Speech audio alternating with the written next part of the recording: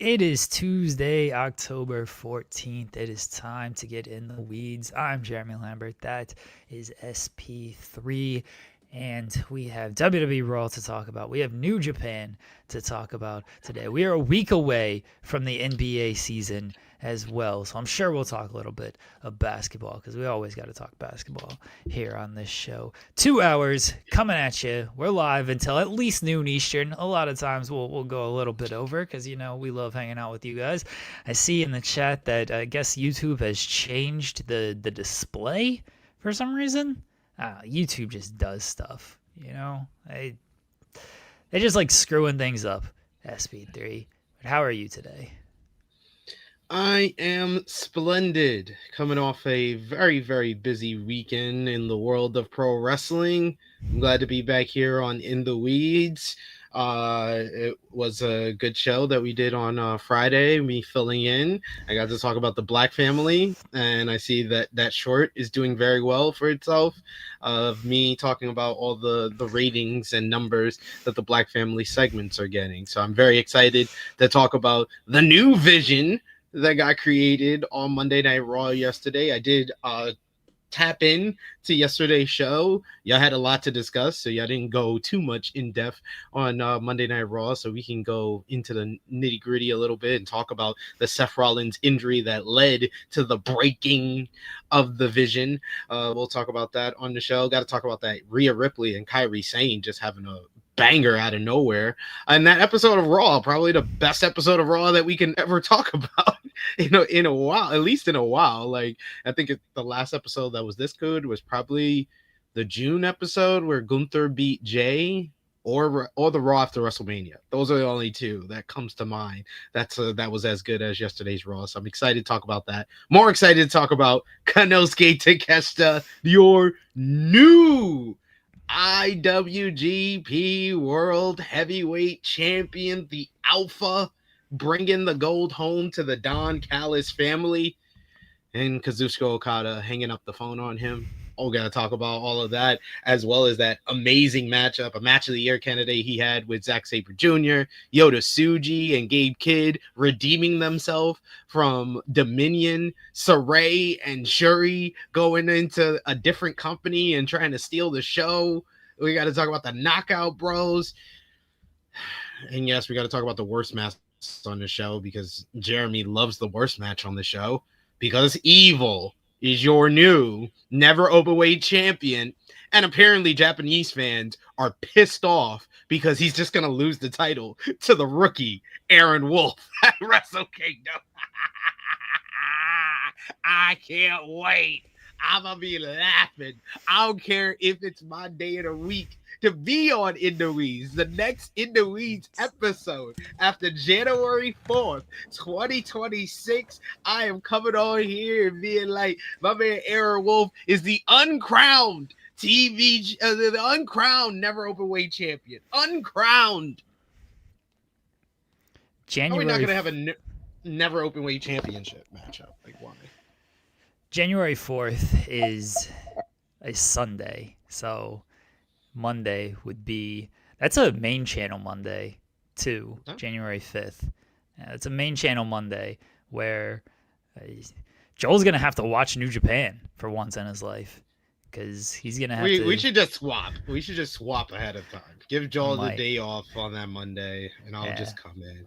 I'll do a double shift, because I'll have to do this and then review the show over on True Hill Heat. But I feel like we are doing a disservice to our fan base, our viewers, if we allow Joel Pearl to come on this show on January 5th. Fair, honestly fair. We'll figure it out. January's a while away. I can't think of like what's going on tomorrow, much less all the way in January. No idea what's going to happen in January between now and then. So we shall see what's going on. Guys, if you're here about 5 minutes in, leave a thumbs up on the video. That helps us out. Leave a super chat. Get your question, comment, statement read on the air. Can we get fireworks going? I got to shut up and smile. Yeah, show them teeth. Show them teeth, boy. There we go. I don't want to show my teeth. I don't want to do that. Leave a thumbs up on the video. Get your question, comment, statement right on the air. If you leave a super chat, subscribe to the channel. I think our audio feed is going to get fixed. Maybe, possibly, probably not, but I hope it gets fixed. I've been told it's going to get fixed sooner rather than later. I was told it was going to get fixed yesterday. It is not fixed. So I don't know if it's going to happen today or not. We shall see. I apologize again to everybody who can't listen to this in audio form because we've had issues with the import with our new platform. I hope it gets fixed. We know it's an issue. I'm aware of it. Sean's aware of it. The team over at Simplecast Blue Wire is aware of it. Everybody's aware of it. Doesn't mean it's getting done.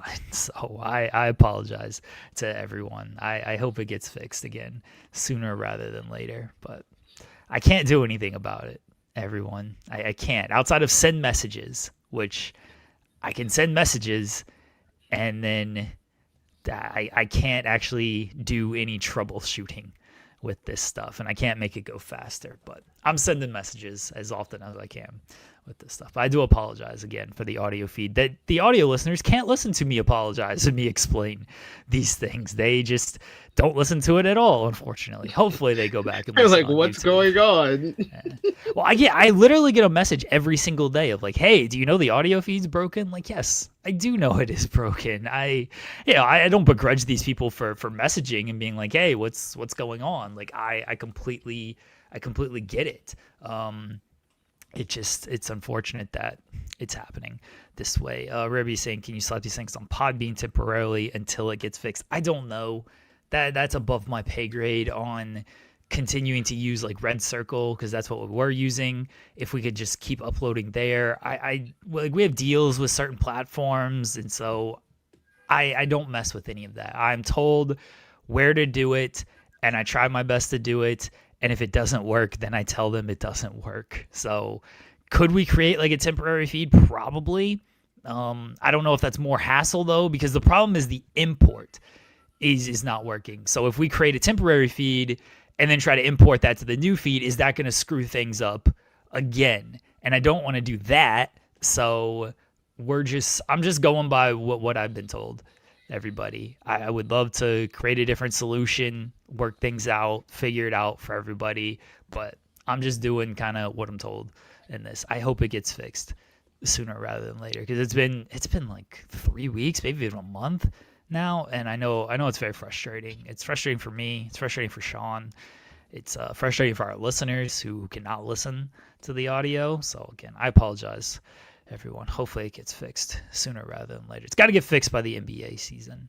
We got to make sure our basketball talk is up there.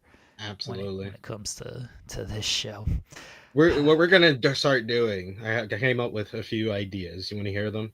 What we need to start doing is we spend like at least 30 minutes every episode, and we're going to start doing the clips, but we're going to call them FMC. FMC. Right. you just do it during In the Weeds and then cut it, and then it's its own separate episode. We even do an intro for it. You should play them if they still have the bumper, play it for that, and that will be the start of the video. I don't know if we have let's see if we have the FMC bumper on here. Probably deleted it. Yeah, I don't see it. They deleted Charles Mason threatened to kill me. So that's crazy. We do have the FMC overlay. Channel. We do have the FMC look at overlay. that. Look at that. So yeah, we're gonna start talking NBA, and then we're just people are gonna be so confused clicking on the video. Like 30 minutes of the show is dedicated to basketball. Like, what do you guys think? But I do have another TikTok game for us to play. Okay. I came up with a new one. Oh boy. I came up with a new one. You're gonna be the test subject for it. All right. I'm a little worried about this, but okay. Why? Why are you worried about it? I don't know. Don't you trust me by now? Yeah, but also that I worry about it. You know, my wife can tell me like, "Hey, we're gonna do this," and I'm worried about it. I trust my wife, but like, you know what I mean? Yeah, yeah. As long as you're always worried, that's Yeah, fine. yeah, That's fine. yeah. That's my natural state, is just being worried. Oh, we do need to do that.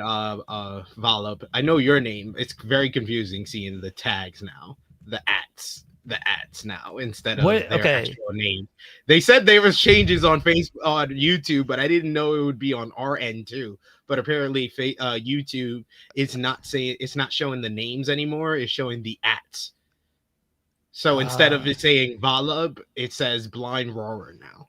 So I know that's Valub from the picture. So I'm yeah, the just gonna call picture. him. Yeah. Can I But yeah, change that? Hold on. I don't know. Valub, tell me if the Family Feud TikToks that you've been watching are this YouTube. I think it's like a YouTube channel. They do a game. It's called Because We Feud. Oh my god, they're with some of my favorite YouTube shorts and TikToks that I watch now. Because We Feud, they have like a Patreon where they do like a Family Feud version. Oh, you see it too, Because We Feud. All right, so they do a Family Feud version, but it's all for black subjects. So they be like, we did a poll where we polled 50 black people. What is the clothing line that had the community in a chokehold? And they have like the top 8 answers, and it's like baby fat, FUBU. It's like stuff like that. They did one where name the most influential black athletes, and it was like Michael Jordan, Kobe Bryant, LeBron James, Muhammad Ali, Jackie Robinson. But it's fun. They have fun like subjects like name the dog breeds that these black people would think are black. What dog breeds do you think are black? And it's like Rockweiler, Doberman. That's fun. I want to see if I could find I think it's like a website or app that they use for the Family Feud thing. So I would have to find that if I would have to adapt that as a wrestling version. But a lot of my stuff comes from inspiration from other channels like that. But they're a good one. I've been watching it. I put a couple of my people in the Bronx onto that. They love it. They love it. I love it. They was like, "Oh my god, this is like the greatest thing you ever showed me," because they love Family Feud, and then you just make it the black version of Family Feud. They're like, "Oh my god, this is amazing." I'm not on TikTok, so I don't know what the TikTok trends are. I have Yeah, it's no mostly I idea. watch YouTube Shorts more than TikToks. I don't. See, I I don't. don't even Actually, I watch don't YouTube actually have Shorts. a. I don't actually have a TikTok. Uh, See, I don't really watch YouTube Shorts either. Like, if it doesn't hit Twitter, then I probably don't see it. Like, that's what I mindlessly scroll is Twitter because I search for wrestling news and everything, or I don't mindlessly scroll at all. I watch other stuff or sleep, try to, or work. Work mainly is what I do. Is work. Yeah. All right. So, what game do we have going on here? All right. So a lot of my ideas have come from I gotta shout them out because I've been stealing a lot of their ideas and adapting them to wrestling. So I want to shout them out and give them credit.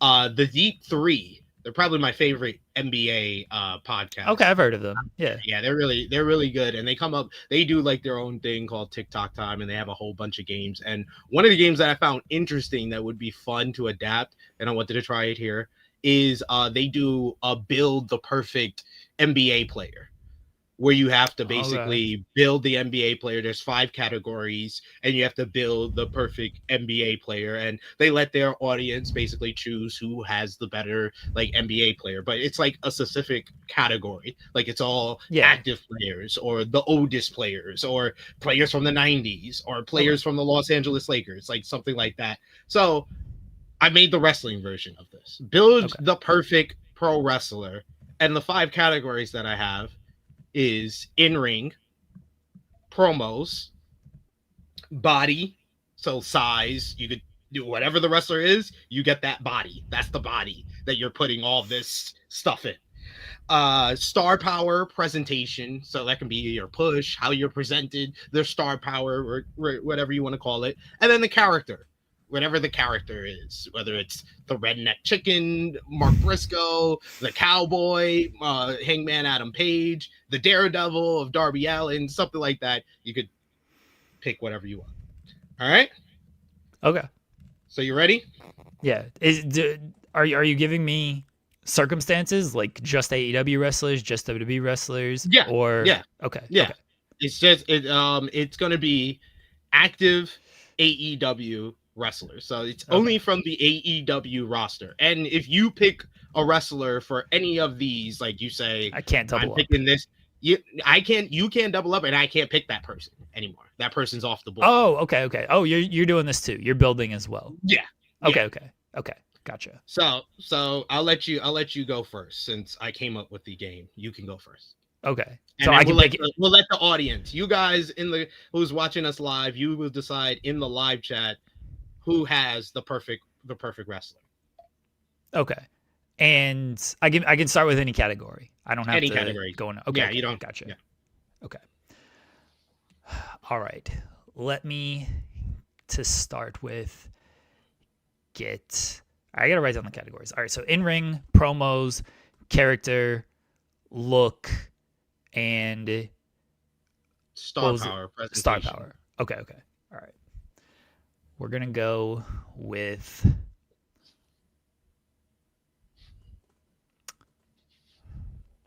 We're gonna go with in ring, and we're gonna go with Takeshita in ring because I think he's the best in ring wrestler in the world right now.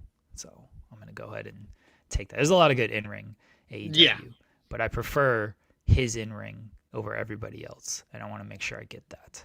So I got Takeshita in ring. Good choice there.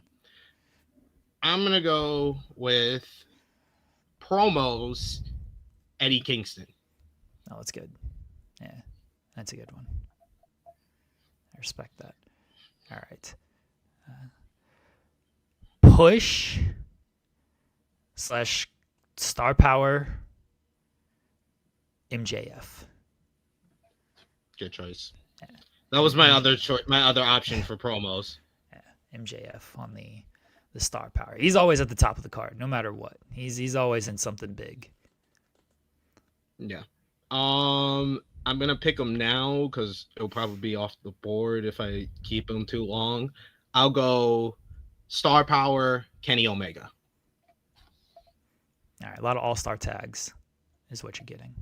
No, I'm presented as a star. I get different theme music. I feel like anytime I come out, it feels bigger. Like, that's star power. Come on, what are we talking about? A lot of all-star tags. Go ahead. Look. I'm gonna go with. There's a couple of options that I kind of like. Here, but I think the top one.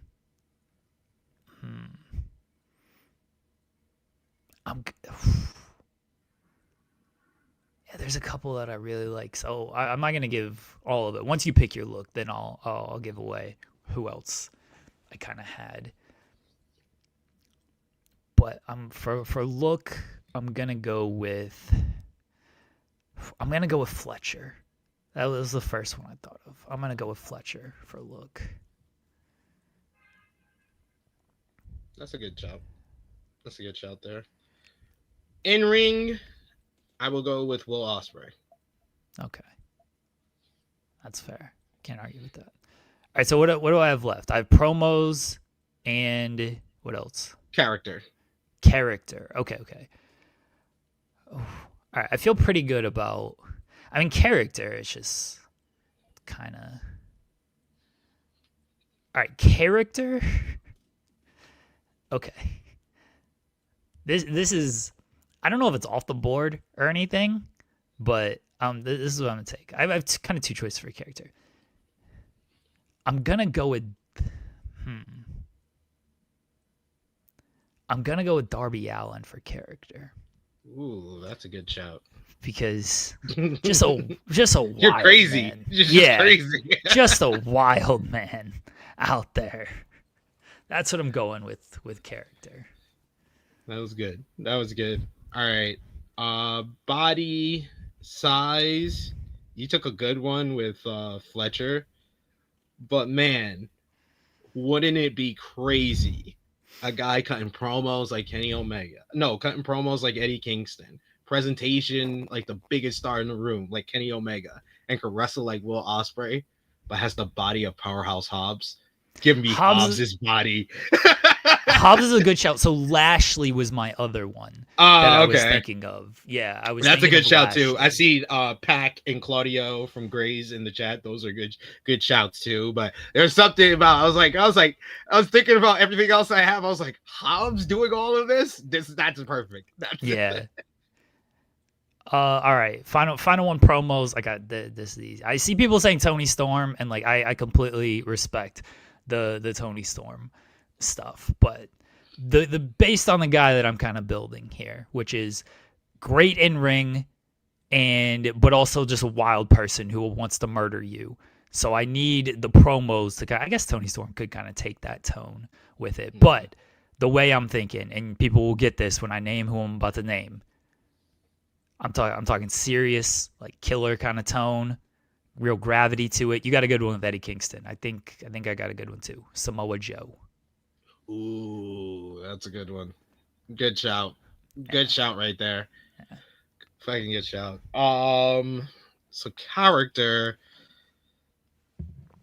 Tony Storm is a good shout. You took MJF. I think MJF would be a good shout for a guy like that. The guy that I'm building, but I think the best one would be character Hangman Adam Page. That's good. Yeah, that one's good. I do like I thought of Hangman for promos as well, but I went Joe just based on and I thought of Hangman for character, but again, I wanted to kind of go with some wild man who's going to try to set people on fire on top of being a great in-ring wrestler. All right. I like that. Yeah, people thought I was gonna do Jack Perry and Chris Jericho. No, he's actually I took it serious. Yeah, he took the assignment seriously. So you want to run down? You wrote down everything you got. I wrote down who you have, but I didn't write down what you have them for. All right, I remember it hopefully until I screw it up. All right, so for in-ring, I know in-ring you have Takeshita. Yes. In-ring, I have promos. I have Samoa Joe. Look, I have Kyle Fletcher. Star power push, whatever that might be. I have MJF, and what was the final one? Character Darby Allin, yeah. And I have in-ring Will Ospreay, promos Eddie Kingston, body or look Will Hobbs, star power presentation Kenny Omega, and character Hangman Adam Page.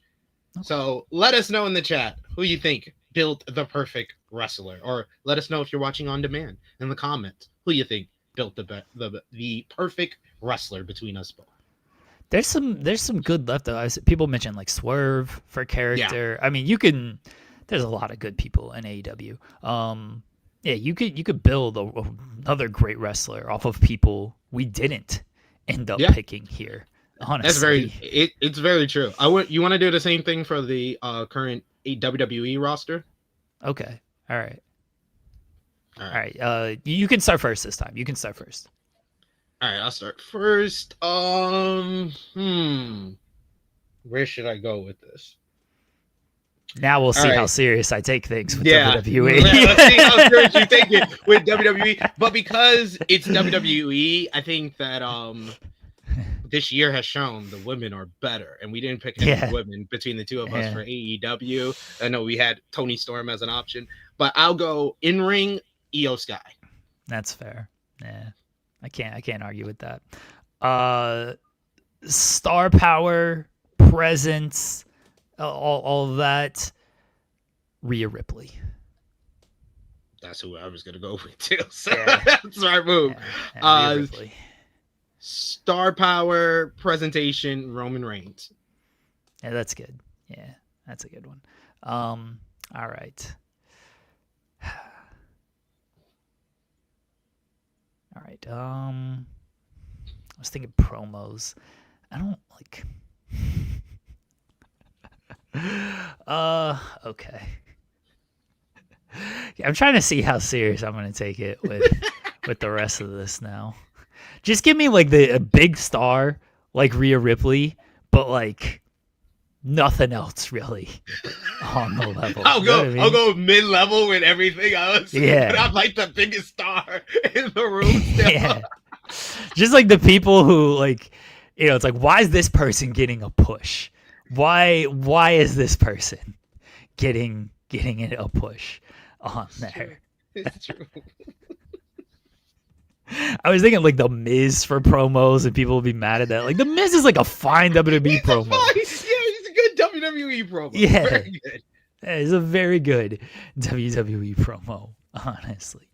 All right, I'll still take it. I'll still take it serious, everybody. I'll be fair to WWE promos. Becky Lynch. Ooh, that was a good one. Yeah. You keep taking the people that I want. that I'm like just about to pick. And like how you want to pick my person? Like, what are you doing?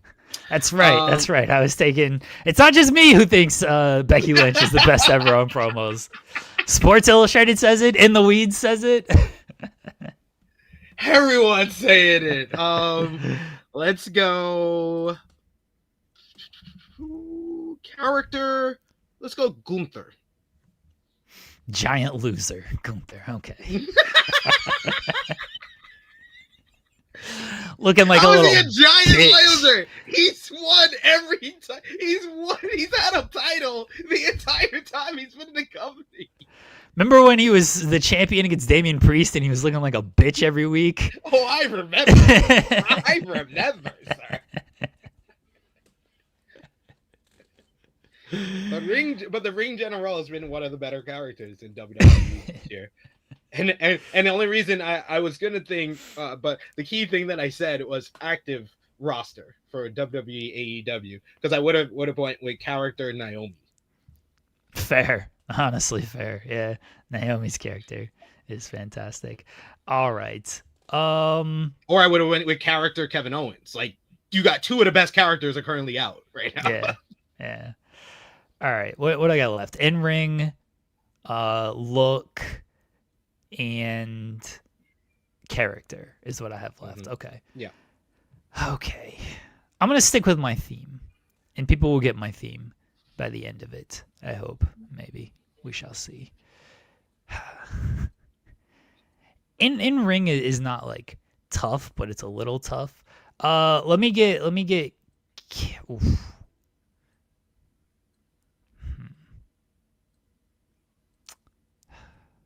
I'm torn with a couple of things here because I have a few choices. The problem is, okay, you know what? In ring, Stephanie Becker. Bang. I feel good about that. In ring, Stephanie Becker. Yeah. Very good shout. Right. Very good shout. All right, so I have left is promos and body. Let's go with body. Wrestles like Io Sky. Is like a star. Is a ring general. I mean, if he's a ring general, let's go with Randy Orton's body. All right, fair.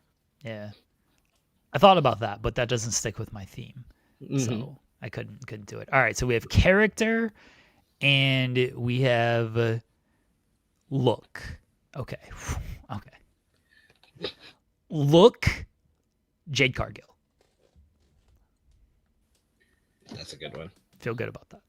Yeah, that's a good one. Definitely. Wait till you hear the character, SP3. You're not going to pick this person. I feel good you're not going to pick this person, so just wait. All right, go ahead. All right, promos. Let's go with Punk. Let's go with Punk. All right. Punk lately, he's been good. Punk from the beginning of his WWE second run, it wasn't so good, but he's been good lately. So I'll go with Punk.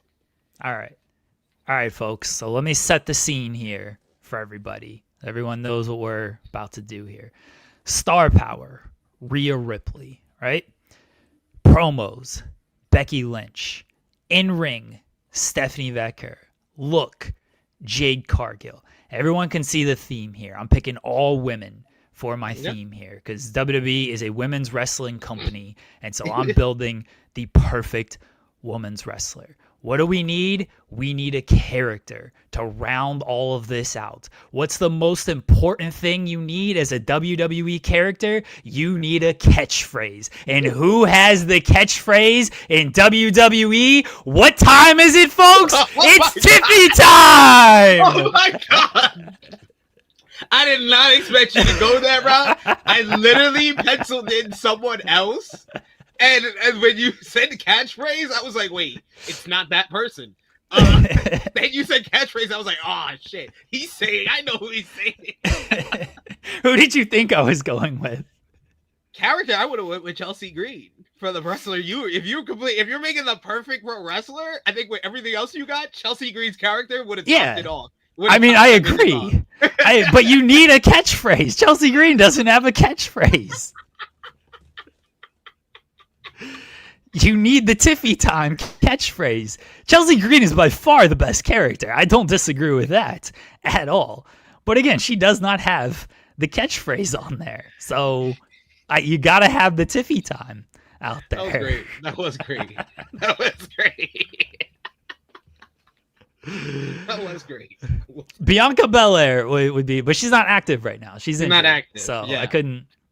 So in ring, I was debating because Vecker easily came to mind once I thought about it.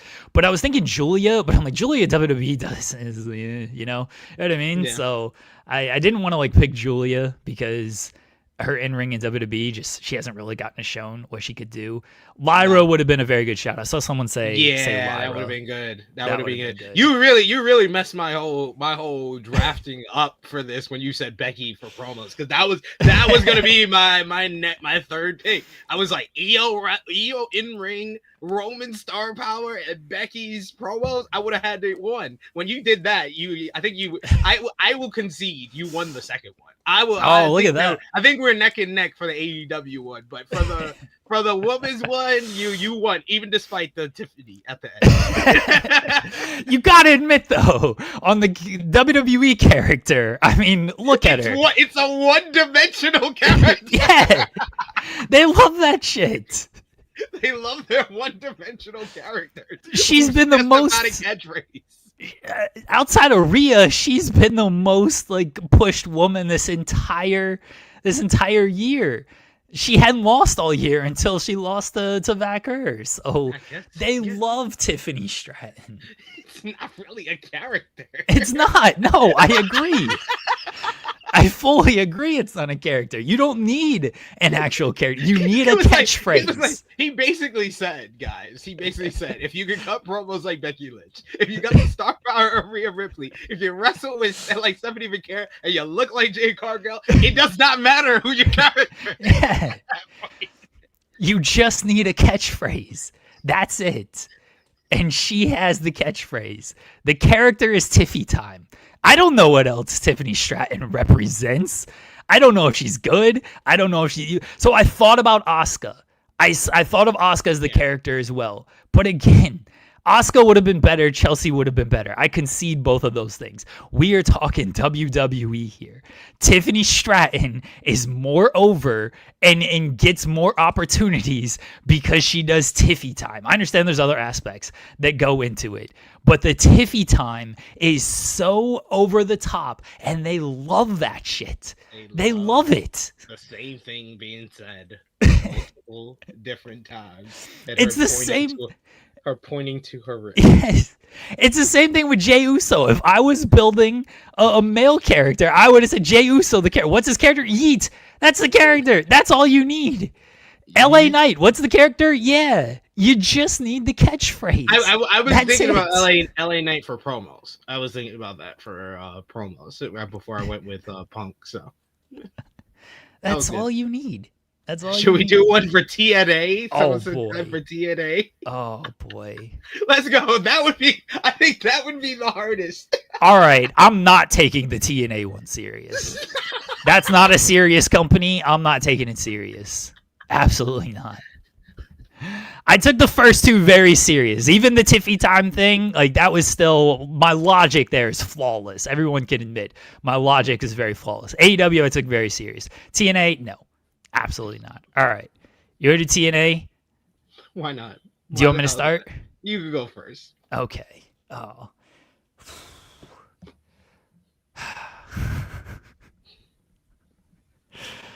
All right. Do I want to be not serious or do I want to be like problematic out here? So this is Jesus.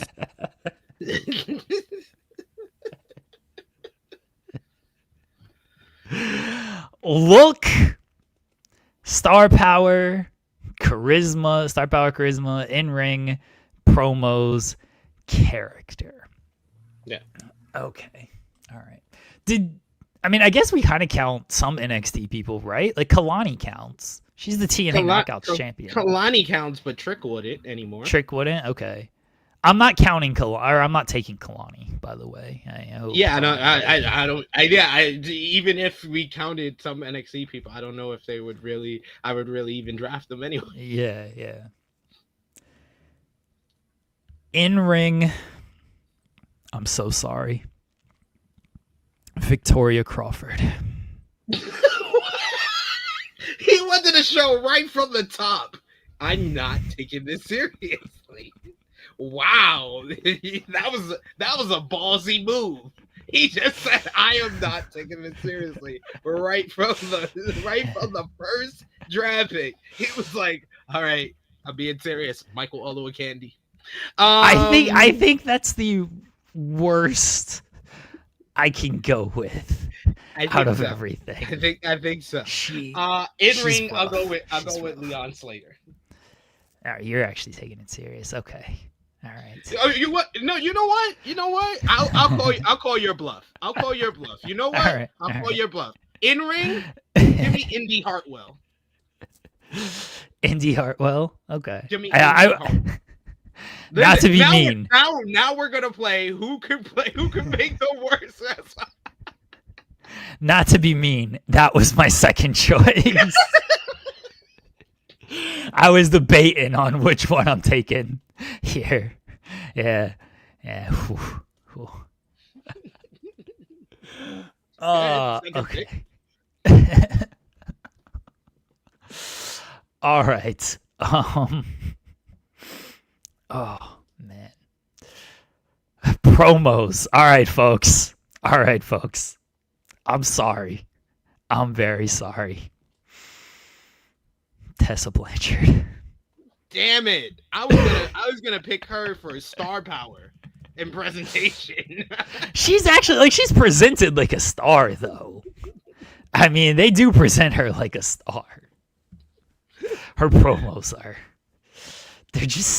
they're so disingenuous. They're just pretty rough. All right.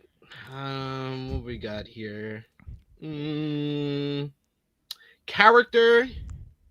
Give me the personal concierge. Okay. All right. That's fair. I hope you. Okay. I'm not gonna say anything because I have a great one for my last one, and I hope you allow it, and I hope you don't pick this person either. All right. So I got star power. I got look, and I got character. Okay. Yeah. All right. Star power.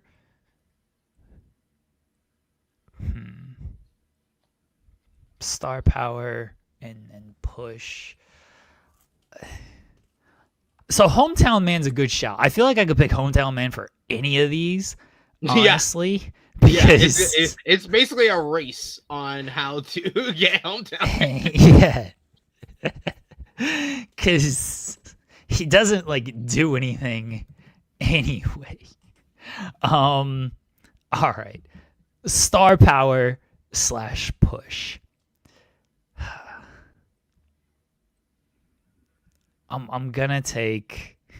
I was thinking of a luchador who just gets no TV time or anything, so this person just wouldn't be used at all. But I think they released all their luchadors. They don't have any more on the roster. Laredo Kid's gone, Octagon Jr.'s gone. Yeah, exactly. So Like, That was I the can't. easy one to do. Yeah, yeah, I can't like use any of them Yeah. anymore. Star power. You know who has like no star power? Just apologies. I feel bad. I'm like burying people, but just none. Just none. And he's in a bad spot. Star power. Ryan Nemeth. Oh, yep. That was a good one. That's a good one. Ryan Nemeth for star power. That is a good one. The only one worse is what I'm gonna pick. Harley Hudson. Okay. Remember when they signed them and then immediately started dropping them out? Yep, Harley Hudson, star power. I thought of going with like Sinner and Saint for star power. I like them, but they're just guys on the roster. They're just guys. All right, so I got character and I got look. I know what I'm picking for one of these. So character, I'm gonna go Hometown Man because that character sucks. Just a dude who comes out and he's literally called Hometown Man. That character's terrible. That character sucks. All right, so I got look, promos, and look and promos left. Whose look do I not like in TNA? Who look? Oh, look, give me Tommy Dreamer. You son of a bitch.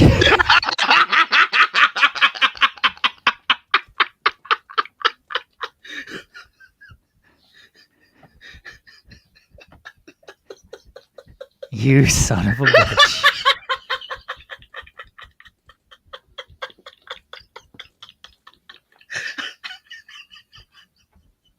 It like hit me. It was like an epiphany. I was like, oh yeah, it's definitely him. I did not think you would go there, and that's why I was saving it for my final one. You were just about to make that thing. Yes.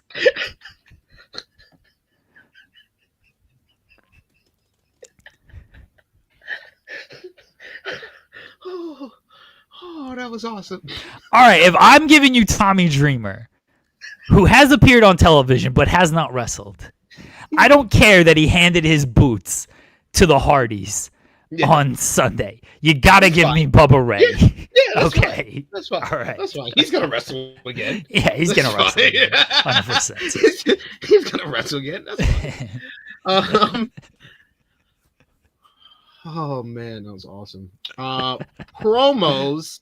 Damn it. I should have saved Indy for promos. Damn it. Because there's a few bad wrestlers in TNA, but I don't know if anybody's as bad as Indy Hartwell on the mic. But I know someone who is as bad as Indy Hartwell and gets even more promo time than Indy Hartwell. Santino Marella. And that's a good call. Yeah. That's a good call. All right, who built a worse wrestler for TNA, folks? I got in-ring Victoria Crawford, promos Tessa Blanchard, look Bubba Ray Dudley, star power. Who was my star power? I already forgot. Ryan Nemeth. Ryan Nemeth, and character Hometown Man. That's my TNA wrestler right there. And my TNA wrestler is in-ring Indy Hartwell, character the personal concierge, star power presentation Harley Hudson, the body, the look Tommy Dreamer, and promos Santino. Yeah, that's a pretty terrible wrestler. That's pretty bad right there. I'm like Gray's out here saying you won for sure. I don't know about that, it's man. Close. I think Dreamer and Santino puts me over the top. Yeah, it's close. It's close, folks. That was fun. I enjoyed that. Yeah. I enjoyed creating good wrestlers and awful wrestlers. That was really good. Yeah, I like the twist that you added to it. That was perfect. I took it serious. You know, you gotta give me some respect that I took it some seriousness with the WWE and AEW. Yeah, TNA. Who could possibly take that company serious? Who could possibly care about that company? Yeah, Dreamer was like the Dreamer one killed me. The Dreamer one killed me because that was legitimately my pick, and I tried to set it up like I did not think SP3 was going to pick that person. I didn't think I wasn't sure if he was going to let me have that person because he hasn't wrestled or anything. But yeah, when he said it, that's why I was like, you asshole. Nah, It that was was like good. it was like he popped in my head, and it was him cutting that promo before Showdown, and that's how I remembered him. I was like, oh yeah, That yes. Dreamer. That's why I was like, if you were like, he's not active, I would have been like, he was just on TV cutting a He promo. was on So TV. He was a character. He's active on the yeah. show. Yeah, so that's why I was gonna argue if you put. That's why I had no argument because I was like, that was my pick, so I can't argue and be like, no, he's not a real character. I was like, that was gonna be my pick, so I'm not gonna do an about face and try to argue against you. Carlos Silva would have been good on look. Yeah. Carlos Silva. Yeah. I mean, he's active. He's on TV every single week. That's true. Yeah, he's here every time you turn on the show. Every single time, he's right there. And Carlos Silva character would have been good. I don't know what his character. He's just a dude who stands there and has no emotion. Public figure. Yeah. Public figure. Yeah. Carlos Silva would have been a good one. You can still create a bad wrestler with people we did not use. All right, so let's talk about New Japan. Let's transition to some good wrestling here, SB3. We had King of Pro Wrestling on Monday morning, headlined by the greatest wrestler of all time, EVIL,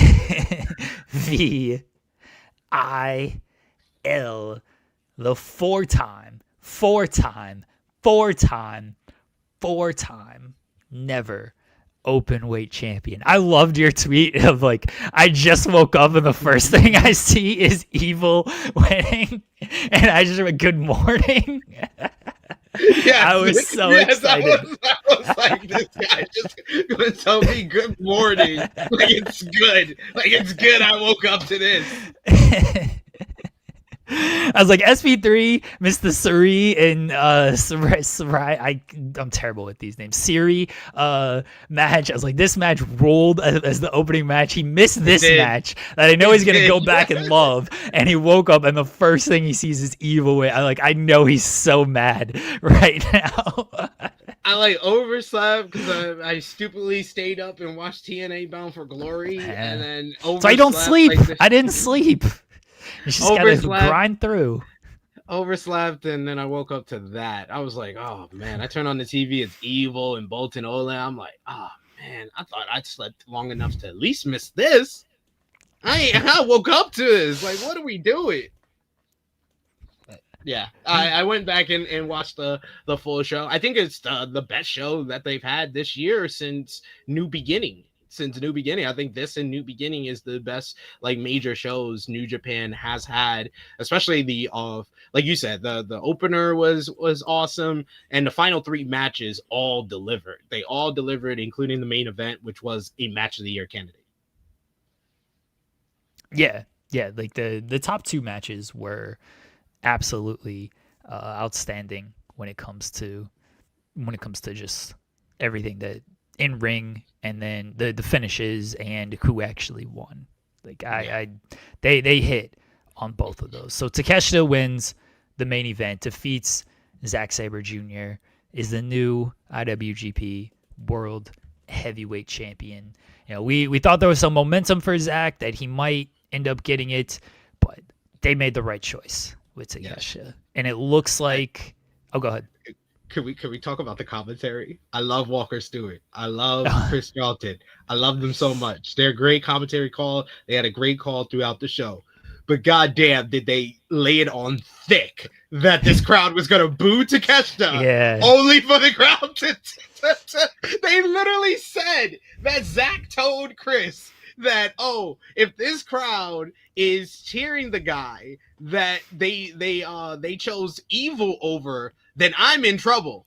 Well, Zack, You're in trouble because they sure as hell rooted for Takeshita against Zack here because they wanted to see the title change, and it made for a great atmosphere, an atmosphere that they literally commentary kind of set you up for the opposite of it. So when you got that type of atmosphere and that type of reaction from the fans, I think it made the match better.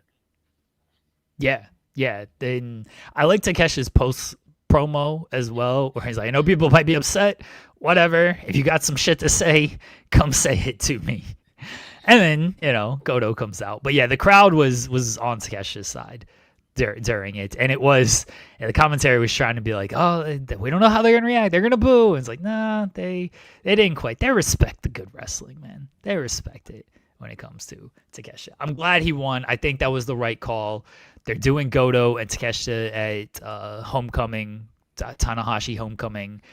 And so Tsuji and Takeshita, Wrestle Kingdom? Is that what we're thinking? That seems to be the direction that I think they were going towards. But this is very strange that we didn't get any indication on what Wrestle Kingdom was going to be, because at least like last year when they did the G1 winner versus the IWGP World Heavyweight Champion at King of Pro Wrestling, they literally set up all the matches at once. They had Shingo come out, and that was going to be the challenger for Power Struggle. Then they had Shota Umino get booed out the building, and you knew he was going to be the challenger for Wrestle Kingdom. But we just got who is going to be next up for Takeshita before the Dome, and we don't know who he's actually facing at the Dome. I would think that it would be Yota Tsuji. You have, because they also set up Tsuji versus Tanahashi for the Global Heavyweight Championship on the Homecoming show. So you have Tsuji get his win back against Tanahashi on his way to his retirement, and then have Tsuji make the challenge to Takeshita at the end. It's not going to be Shota Umino. Definitely not going to be Shota Umino. You can't lose a tag team title match in October and expect me to believe that you're going to main event the Tokyo Dome in 3 months. That's not how that works. No, that's not how that works. That would be a very dumb decision by New Japan if they chose to do that. But these two guys, man, like I love their matchup in the block. Like I said, it was like the ultimate kind of styles clash in Osaka, and that finish, that desperate finish where Zack felt like he was drowning and he just had to basically claw onto Takeshita to make him drown to save himself. And then the second match, the semifinal, which had Zack being murdered by Takeshita, dropping him on the head with that raging fire from the top rope. They took like the vibes and the energy of that really amazing styles clash they had the first time, and like the brutal, hard hitting and high impact bumps that they took from the second matchup, and they just all put it into this one. And this one just had a lot more grit to it. Like Takeshita, I don't know what happened. He looked like he'd lost a tooth, bleeding from the mouth. It made you like really kind of like believe that he couldn't survive. Zack was like an octopus at certain points, like just wrapping his whole body. That one point where he has him in that like double arm bar with the head scissors at the same time, and then he's grabbing the leg, and the crowd is just like, oh, every time Takeshita makes a move towards the rope, like that type of drama is what makes like an epic New Japan Pro Wrestling main event, and that's what we got here. This was one of the best matches of the year from New Japan. I think it's right on par with the Kenny and Gabe Kidd matchup. Takeshita, man, he's one of a kind. I do agree with you. I think he is the best wrestler in the world. Like bell to bell, pound for pound in the square circle, there's no one better than him, because he can wrestle a guy who's so technically gifted, the best technical wrestler in the world, and deliver a 5-star classic. He can wrestle the Will Ospreay, who's just this hybrid state-of-the-art type wrestler, and deliver 5-star classics every time out. We're all building, and one of the biggest programs in AEW right now is him and Kazuchika Okada, because we want to see these two guys in the ring together. Like, it's just so good, everything that's going on with Takeshita, and this is what he needed to really put like a really kind of a stamp on his 2025, because I think that he's had a wrestler of the year type of campaign, but you need the big accolade at the end of the year, or the big accolade in the year, to really put your name into the conversation. And I think this was it for Takeshita. I'm trying, like, he might win Wrestler of the Year. It's kind of a open year. I It feel is. like. I mean, Bandito's there. Because WWE doesn't have any like male wrestlers of the year that's really kind of like gained that type of traction. And I feel like Bandito is more of an outstanding wrestler of the year. I don't think he's wrestler of the year because of where he's positioned in AEW. I think Takeshita has a strong argument. I think Zach for like has a lesser argument, but it's Well, still. Joe I Hendry think over Zack Sabre Jr. trying to calm down. My personal male wrestler of the year right now is Hangman Adam Page. I think Hangman's That's been fair. the wrestler of the year, female wrestler of the year. I think EO, Timeless Tony Storm is in that. Mystico's in that conversation for male wrestler of the year for sure. I do agree, Grace. I feel Bandito's not because of, like I said, his position in AEW. He's kind of like an upper mid card guy. He's not a main event star. That also is into account. Your position, your push in your company, how you're presented. That's a part of the criteria. In case you don't know, in case y'all know, if y'all think that wrestler of the year is just, who had the best wrestling matches? That's not always the case. Will Ospreay in 2023? That's not always the case. There's other stuff to the category of wrestler of the year. Wrestler encompasses your promos, your star power, your drawing power, where your position on the card, your accolades, your kayfabe accomplishments. Like, it's everything is a part of the conversation. Bandito is outstanding wrestler of the year because outstanding wrestler of the year is just what you did in the ring. Yes, he's definitely in that conversation. For wrestler of the year, I think Hangman checks way more boxes than Bandito. He checks way more boxes than a lot of people. I think Mystico has probably the best argument against them. And I think Takeshita, for what he's done in New Japan, combined what he's did in AEW, that's what puts him into that conversation too. I mean, Takeshi's got the G1 victory as well, on top of the winning the IWGP title. He and was then AEW on top of just, international champion in AEW. And the match quality is there. I mean, we talk about Bandito. I mean, the Takeshita Bandito match itself That's a match of the year candidate. Yeah, that's exactly.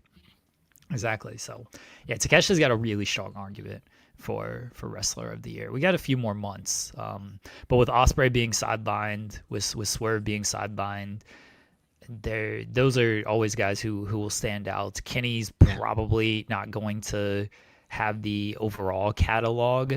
Him and Gabe Kidd is still up there as far as match of the year. For wrestler of the year. I mean, for match of the year. Yeah, he's missed time. He's kind of been up and down the card as well. So Cody hasn't had the strongest year, especially compared to the last 2 years. He's Cody.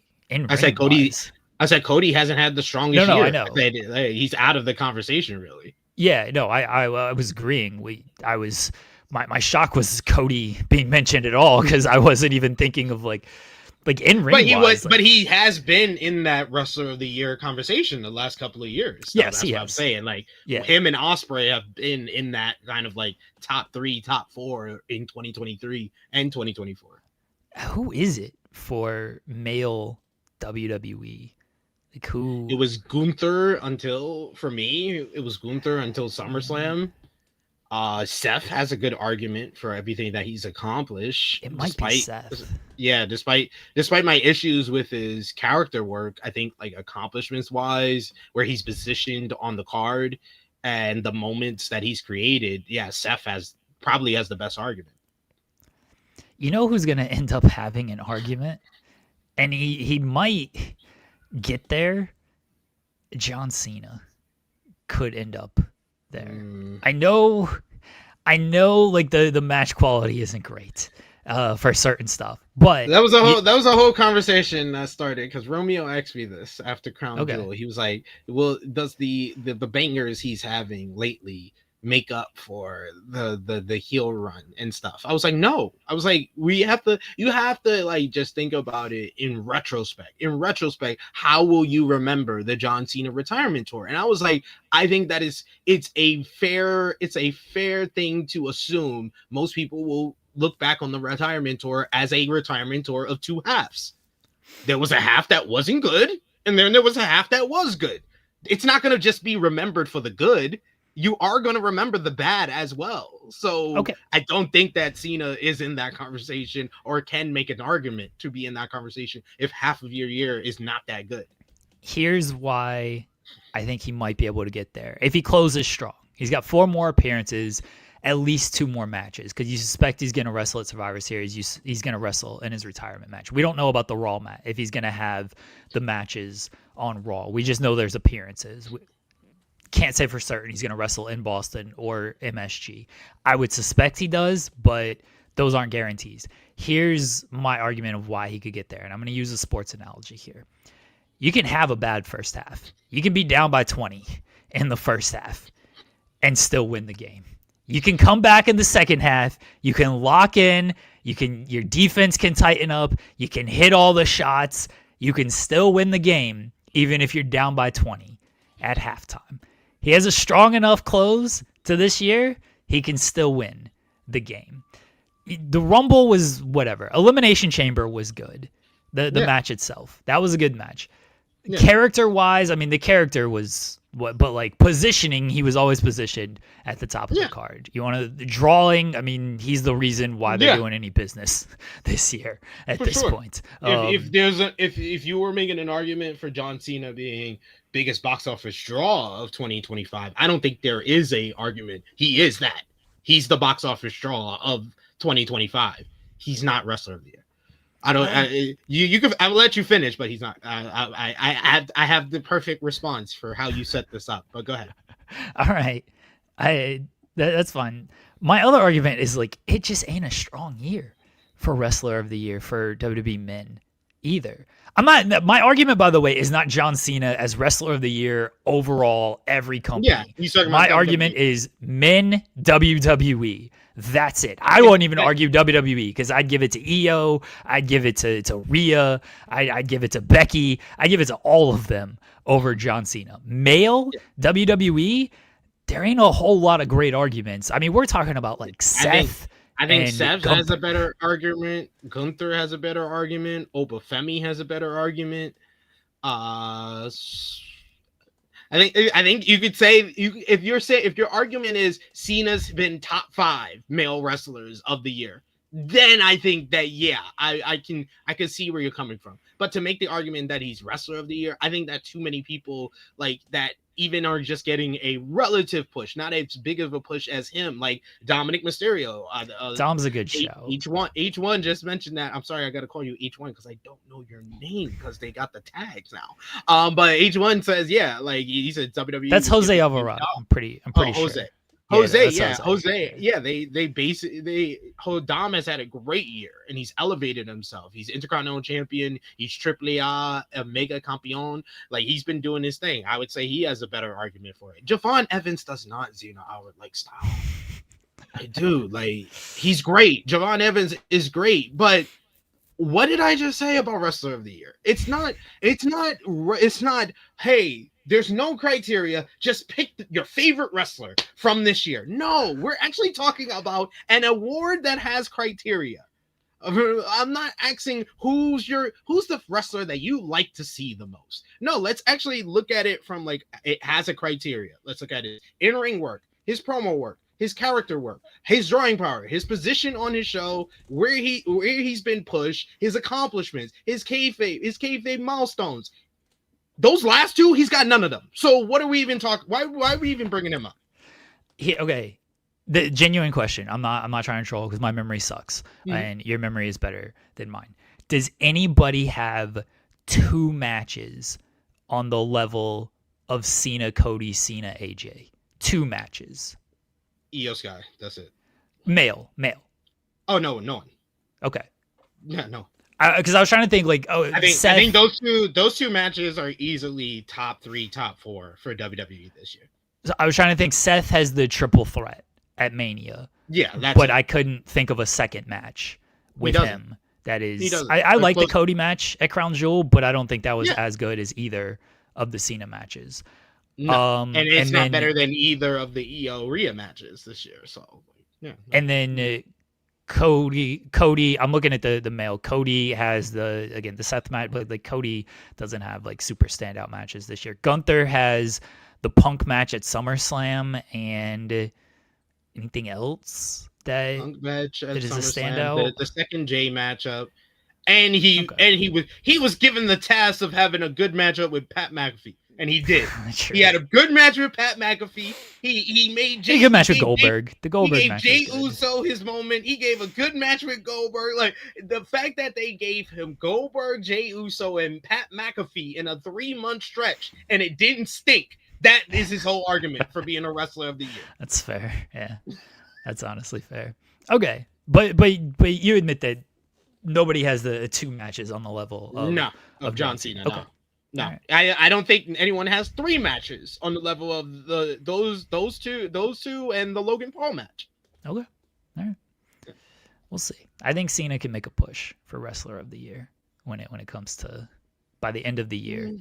Sami Zayn has the Kevin Owens matchup, and he's been killing it as U.S. champion, but it's U.S. champion. Like we've already been here with Sami. Like Sami's at the point that he should have been a world champion right now. If he was having this current run on SmackDown as WWE champion, then hell yeah, Sami Zayn's in that conversation for Wrestler of the Year. But he's once again just given a mid-card title to have good matches, and we're just positioning you right here.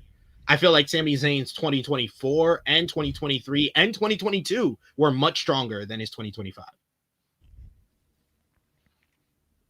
Takeshi's still probably going to win for overall of it. Nah, I think it's Hangman. I think Takeshita has to because even like when it comes to drawing, like King of Pro Wrestling didn't draw that well. I think they were down significantly from even last year. So he doesn't check that box in regards to like drawing power and the primary promotion that he performs for. He's not positioned as a main event star there. He is positioned as a main eventer in New Japan, but not in the main promotion where he's going to be seen more by people. Yota Tsuji, Gabe Kidd, Yota Tsuji wins the Global Heavyweight Championship, and then War Dogs and Unaffiliated align because Steph and KD got to team up to take down Evil, who is LeBron James. That's why they're teaming up. That was outrageous. Fantastic match by Yota Tsuji and Gabe Kidd. I felt like their New Beginning matchup is much better. I think the New Beginning match is low key. It's a dark horse for match of the year. Like that, just the energy of that whole matchup is unmatched from New Japan this year. Even the Omega Kid Classic from Wrestle Dynasty, but Dominion was a step down because it was a very good matchup to me. But it just felt like a letdown from the energy and where the feud was at in February in comparison to June. But man, they brought that energy back. They were able to get it back here. The crowd was engaged in this matchup, and they really felt like these are 2 of our guys who are going out here. They're in a big spot. They was hard hitting, high impact moves. But the best part about it was the storytelling and how they went back to their past history in the dojo. And how the match ended as well, with Tsuji hitting a second Gene Blaster and then locking on the Boston Crab. If you don't know, the dojo is known. Like the Young Lions come out of the dojo and their finishing move is the Boston Crab. So the fact that Tsuji won the matchup with the Boston Crab, and the fact they did the little fake out where we've been saying it since Wrestle Dynasty and the Omega matchup. Gabe Kidd is New Japan Stone Cold. So when they did the camera shot and he does the Stone Cold lift himself up, I was like, oh, he's going to the ropes. He's gonna get the ropes. It's gonna be a good spot. And then he just drops down and taps out. I was like, oh, I did not expect that. I did not expect that. Great match by those 2 guys. Those 2 guys went out there. Fantastic effort from both men. And then the little merger of Bullet Club, War Dogs, and Unaffiliated with everybody shaking hands. And then I was like, okay, so they're shaking hands. They're cool with each other. And now they're going to go separate, right? It's like, no. They actually got them teaming with each other in the Super Junior Tag League. Hiromu's going to be teaming with Gato. Clark Connor's going to be teaming with Dake Nagai. I was totally surprised. I was like, okay, I did not see this coming. This is a shocker. But poor Hiromu. Hiromu got to get Gato. Oh. Gato's taking all those losses. He's getting beat in every single matchup here. I thought so David Finlay comes out and everyone was freaking out like, oh, Gabe Kidd's screwed. He's getting jumped out right here. And then they just all shake hands and I'm like, oh, what is happening? I briefly thought for a second, I was like, is Naito about to come back and be like, what is this bullshit we are doing? Absolutely not. No, I didn't know what was happening. I was stunned when they all just shook hands and it's like, we're good. And I'm like, man, all this just to beat Evil. All you guys got to team up just to go after House of Torture. We want to get House of Torture out of this company so bad. We're willing to put our beef aside for it. They clicking up just to prove that he's a problem. Get out of here. Just to beat cancer. Just to beat the cancer that is Evil in the House of Torture. That match sucked. Evil versus Boltin Oleg. Oh my God. How dare you? I did not think anything ever would compete with Evil winning worst match of the year for New Japan Pro Wrestling with his horrid effort against David Finlay in the dog collar matchup at Dominion. But my God, did he say, hold my beer, and put on a stinker with Boltin Oleg, filled with interference, filled with House of Torture nonsense, slow, plotting bullshit. Oh my God, that tweet was really me speaking from my mind. I literally watched that end of that matchup and I was like, I want to go back to sleep. This is not worth my time to stay up for. I should just go back to sleep. I don't have work this morning. I should probably go back to sleep. How dare you? This was on a night filled with great matches and great moments, Evil regaining the never openweight championship tops the list. Better than Takeshita against Zack Sabre Jr., better than Tsuji and Gabe Kidd, better than the Knockout Brothers against Shota and Yuya, Evil against Oleg Boltin. And then Evil in the house got sunned by a rookie. He just hold on. Let's not put out misinformation here. A few members of the house got tossed around by Aaron Wolf. But what happened when Evil stepped to him? He didn't do shit. He stood there. He said, do something, senpai. He was like, there. He told his senpai, do something, senpai. Yes, Evil is the trainer of Aaron Wolf. That is why he has been chosen to verse Aaron Wolf in his debut at Wrestle Kingdom. That was made official after the post-match where House of Torture jumped Boltin Oleg, and then the Young Lions tried to stop them. They got beat up until the big Young Lion, Aaron Wolf, came in and tossed those House of Torture losers around. Yeah. But then Evil stepped to him, and Aaron Wolf was like, all right. No more. No mas. I will not mess with you, Mr. Evil. Mr. 4-time never open weight champion. I will not mess with you. Knockout Brothers defeated Shota and Yuya, retained the titles. These guys are so good. The Knockout Brothers have completely the New Japan Tag Division is always up and down because no one defends the titles and they're changing hands every single week. I feel like this was a first title defense, I think, in a year, right? It's been a year in 2025. Yeah. And we finally got a title defense and just a fantastic match with these two teams. And man, the Knockout Brothers, they rule. I found someone who doesn't like Yuto Ice though. I'm not gonna out him. I'm not gonna out him. I have too much respect. I have too much respect for this person. We were gonna shame you, Bumblecat. What are you talking about? I'm not gonna. Even Yoda Tsuji was doing the. I know, that was hilarious. That was hilarious. Yoda Tsuji doing it.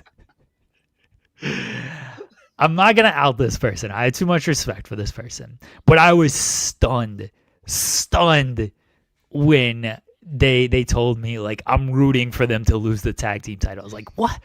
He's like, I'm a Yuto Ice hater. If Yuto Ice has no more haters, that means I'm no longer here. And I'm like, you are the first person I've ever seen hating on Yuto Ice. Well, Everyone else loves this person. that's not the first person I heard. Like Jay Okay. News, who I do the New Japan reviews with on True Hero, he's just not sure about the cultural appropriation. Oh, That's the best way to put it, and the fact that he has a knee strike that's called the Bumbleclot, that makes him a little bit uncomfortable. So he's not as fair. big of a fan as me with the Yuto Ice, but man, they are the hottest act in New Japan Pro Wrestling. So if you don't know of them, you should definitely do your research because they are hot as hell right now. The crowd is into them. They're rooting for them against the baby faces in Shota Umino and Yuya Uemura, who I just think is just a superb piece of booking by New Japan Pro Wrestling to put two guys. You got one guy who came back a little bit later than his peers from the dojo, but has had steady progression up the ladder and improvement in the ring. And then you have a guy who's kind of given the keys to the kingdom and fell and came down from there and is slowly pulling himself back up. So they're kind of at the same position. So it's the perfect time to put them together as a tag team. And then eventually, when they have to split up, that's going to be a better feud because of their time together as a tag team. And I thought they were the perfect first opponents for Yuto Ice and Oscar here. It was basically like a tag team, never open weight matchup where it was just hard hitting, big time strikes. Love the story that they told with Yuto Ice wanting revenge on Yuya Uemura for injuring him in his debut matchup and going after the arm. They were going after Yuto's arm throughout it all, but Yuto is just so cool. He's just so cool. He just has that swagger to him. He's like, he doesn't have like the best look in the world, but he just has boatloads of charisma. And I did not expect this when this dude was a young lion with the kid and play haircut. I did not expect him to become the hottest star in New Japan Pro Wrestling, but damn sure is. And another great match for the IWGP tag team titles. Anything else from King of Pro Wrestling that you want to touch on? Saray and Shuri. God yes. damn. Sorry, that's on me. That's on me. Oh my god. This fucking ruled. What a way to open the show. So usually, when these shows start, it's always the 6-man, 8-man tags, and the show starts at like 3, and I'm like, the point of the New Japan show, and this is what I think AEW is kind of a little bit adapting a more of a New Japan structure to their major shows. But the New Japan structure to a major event is every match is building. Match 2 is bigger than match 1. Match 3 is bigger than match 2, match 4, match 5, and then you crescendo with the biggest matches. The best matches are usually towards the end of the card, which this card pretty much had that. But after this first matchup, where they just went out there and gave you a straight up banger that was a 5-star matchup earlier this year, and they had half the time here, but still delivered an absolute showcase of two of the best women's wrestlers in the world today. Saray, oh my God, she's so good. She's so good. Her pacing in the ring, like her timing, her feet work is on the level of like Takeshita and Okada to me. Like she just knows where to be in the ring, the right spot, and just knows when to hit those Uranagis. The way she was dropping Shuri on her head, oh my God, those were violent. And then Shuri, man, like I remember when I first discovered Shuri back in like 2021, and it was like I remember talking to Joshi fans, and they was like, yeah, they call her the Joshi Brock Lesnar. She goes in there and she destroys everyone. And I remember the first time I saw her, I was like, God damn, she looks like she's gonna kick someone's head off. And she was delivering those buzzsaw kicks with some ferocity. And that real Goku crowd, which probably expected a women's match that they would be quiet for or wouldn't be engaged in, they got into this one big time. The headbutts as well. The headbutts in the back of the head. I was like, the double headbutt spot. Oh, the double headbutt. Yeah. Like... Yes. I was like, oh, fuck. I don't know about that one. bless you too. But I don't know about that. Yeah, you could hear the thud. Like you could hear it, and I'm like, oof, that doesn't sound good. That doesn't sound good at all. So what I was saying is, like, usually they open with the tag team matches, 6-man, 8-man, and so this event starts at 3. And a lot of times, what I'll do is I'm like, I'm not getting up until 4. Nothing's happening that first hour of the show. I don't care about the first hour. I don't care about these 8-man, 6-man matches. And then when they announced the lineup and this was the first match, like, all right, I got to get up at 3 for this match. Something important might happen here. There might be a title change. I need to be awake for this. And I'm very glad I was awake for it and watched it live, because man, this was so good. And they went out there and they were like, all right, we know this is a loaded show. We know this is going to be good, but you guys follow this. Good luck trying to follow this. And by the end of the card, we got there. But man, they set the tone. Yeah. They set the tone very early with this match. I mean, we're literally off the opening match. They set the tone of like, here's what you're in store for. So this was a great match. If you've not seen it, it's about 14-15 minutes, right in that wheelhouse for me. It's hard hitting. It's fast paced, and yeah, this was a fantastic match. I don't watch a ton of Joshi. I'm not gonna pretend like I'm some type of expert or anything, but this match was absolutely amazing. Yeah. Saray has had a great year, but she just added another great matchup. Should be interesting what's next for her, because I didn't expect her to drop the title this fast. I didn't expect Shuri to drop the title as fast as she did, but she's now got it back. I would suspect that Shuri's going to be making more appearances in AEW after her debut at All In. She took time off to get some surgery. She was banged up in that first match against Saray, and they delivered one of the best women's matches of the entire year. And then they come out here half the time and deliver something just as special on a New Japan show. And that was Saray's first time performing on a New Japan show in her career. So, man, those ladies, man, the ladies, the foreigner and the outsider. I think it was Lyric of Sports Illustrated. She put out the tweet. She was like, the women, the foreigner, and the outsider all delivered for the Lion Mark a lot more than most of the roster. Like, I think the only matches outside of the opener and the main event that are on that level is the Suji and Gabe Kidd. I thought was fantastic, probably the second best match behind the main event, and then the tag team title match with Knockout Brothers versus Yuya and Shota. Yeah. All right. Anything else from King of Pro Wrestling now? They announced New Beginning in Trenton, New Jersey next year. Yeah. They also had Drilla Maloney picked up a win against Sonata in a Riot in Ryogoku matchup. Where did the second Sonata go? What happened? That was crazy, but I knew it. As soon as he took off the glasses, I was like, that ain't Sonata. I was like, that ain't Sonata. I didn't know Sonata had a twin. Well, how do all these New Japan stars have twins? Like, Yota Tsuji got a twin. Now Sonata got a twin. Why didn't Sonata, the second Sonata, help him in this match? It was no DQ. He should have been there. That was disappointing. He came out. He had enough help. He had two guys helping him. Yeah. I was waiting for him to return. And he never did. No. What? He had to go back to the top of the building for the disco party. So I guess so. So. I was like, why do you have a second Sonata? And then you're just gonna use it for your entrance. It was a cool entrance, but bring him back. Come back. What are we doing here? Only Sonata would use a twin for just an entrance and not the actual matchup.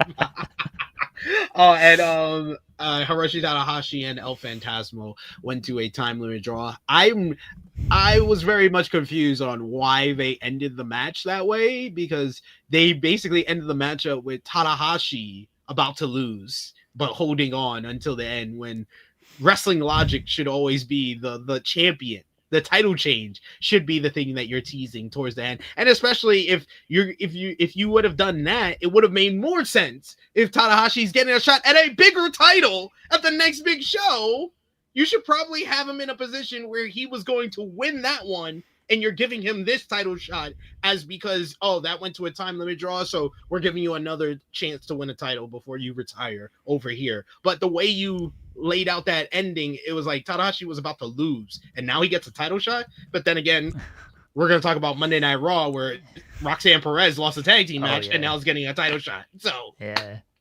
rules? What does that matter? It's Tanahashi's final, final run here. Just give him all the title shots. Who cares? It doesn't matter. If you've not watched King of Pro Wrestling, we pointed out the standout matches. I think there's definitely 4 matches you need to watch: the women's match, the tag team title match, the global heavyweight title match, and the world title match. All those matches you definitely need to go out of your way to watch. And of course, Evil winning. Everyone needs to watch that. So Monday Night Raw, it did end with the Vision Braun Breaker turning on Seth Rollins. We were live on air when this happens. I need to clip our reaction. I went back because I didn't have y'all on, so I went back after I was done, doing the tweets and everything for the show, writing what I need to write. I went back and I watched your reaction to it. I was like, oh, okay, that was good. Yeah. We're not reaction streamers, but we had our reaction there, and it was something. I definitely did not expect it. We all thought it was going to happen at some point, and Seth set it up in his opening promo saying, but when you go back and watch that whole episode, they heavy-handed it. Like the foreshadowing was there. They set it up very, very well. And if you were really paying attention, it was quite clear by like the first segment, like you're about to say, like the first segment, it was very apparent. It was like the split is coming probably sooner than later. Yeah. Yeah, I did not expect, 2.5 hours later. Thought it was, might be 2.5 months or so. But yeah, I did not expect it to be as soon as it was. So a very good shock ending, a very surprising ending. And we'll see what it sets up. Seth. So the reporting on Seth is, I don't say all over the place, but we don't know with Seth because of what happened at Saturday night's main event, and they faked the knee injury. And doesn't that look really stupid now, doesn't it? At Crown Jewel, he did the top rope headbutt, and it clearly, his shoulder got screwed up, and like he was favoring his shoulder for the rest of the match. He mentioned it in the post match that his shoulder seemed to be a little messed up. And people pointed out that he was wearing a giant coat, but Seth always wears giant coats, but he did not move his shoulder too much. He did take a spear. He did take a tsunami, so maybe that's a good sign with things. He was photographed in a sling. He was apparently wearing a sling backstage as well. So we don't know when it comes to Seth. We don't know if this is a long-term, short-term, or fake at this point when it comes to him. Something definitely pivoted and changed over the past week, whether it was injury related, whether it was, we need to do something big because people are kind of out on the product right now. Whatever happened, something definitely changed, because I don't think this was the direction 2 weeks ago. I don't think they were setting up this turn 2 weeks ago. I don't think it was the direction on Saturday before Crown Jewel. I don't think it was the direction before Cody versus Seth rang the bell. Fair, honestly, fair, because they weren't setting up this turn. They were going to get there eventually. The vision was never going to be a long-term thing. It was going to end probably at some point next year. But they were going to get through War Games. I think everybody suspected they were going to get through War Games. And now they're not even going to get through War Games. We don't know what War Games is going to look like at this point. I give them credit for doing it.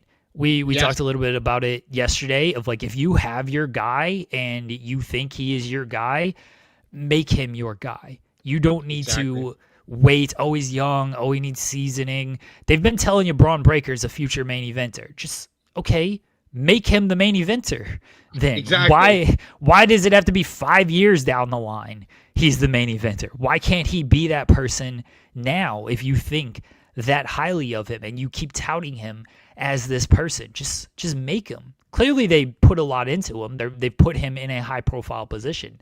So make him. And they did that on Monday. And I give them credit for doing that. They clearly see a lot in Bronson Reed. I mean, he pinned Roman Reigns. You don't do that unless you see something in him.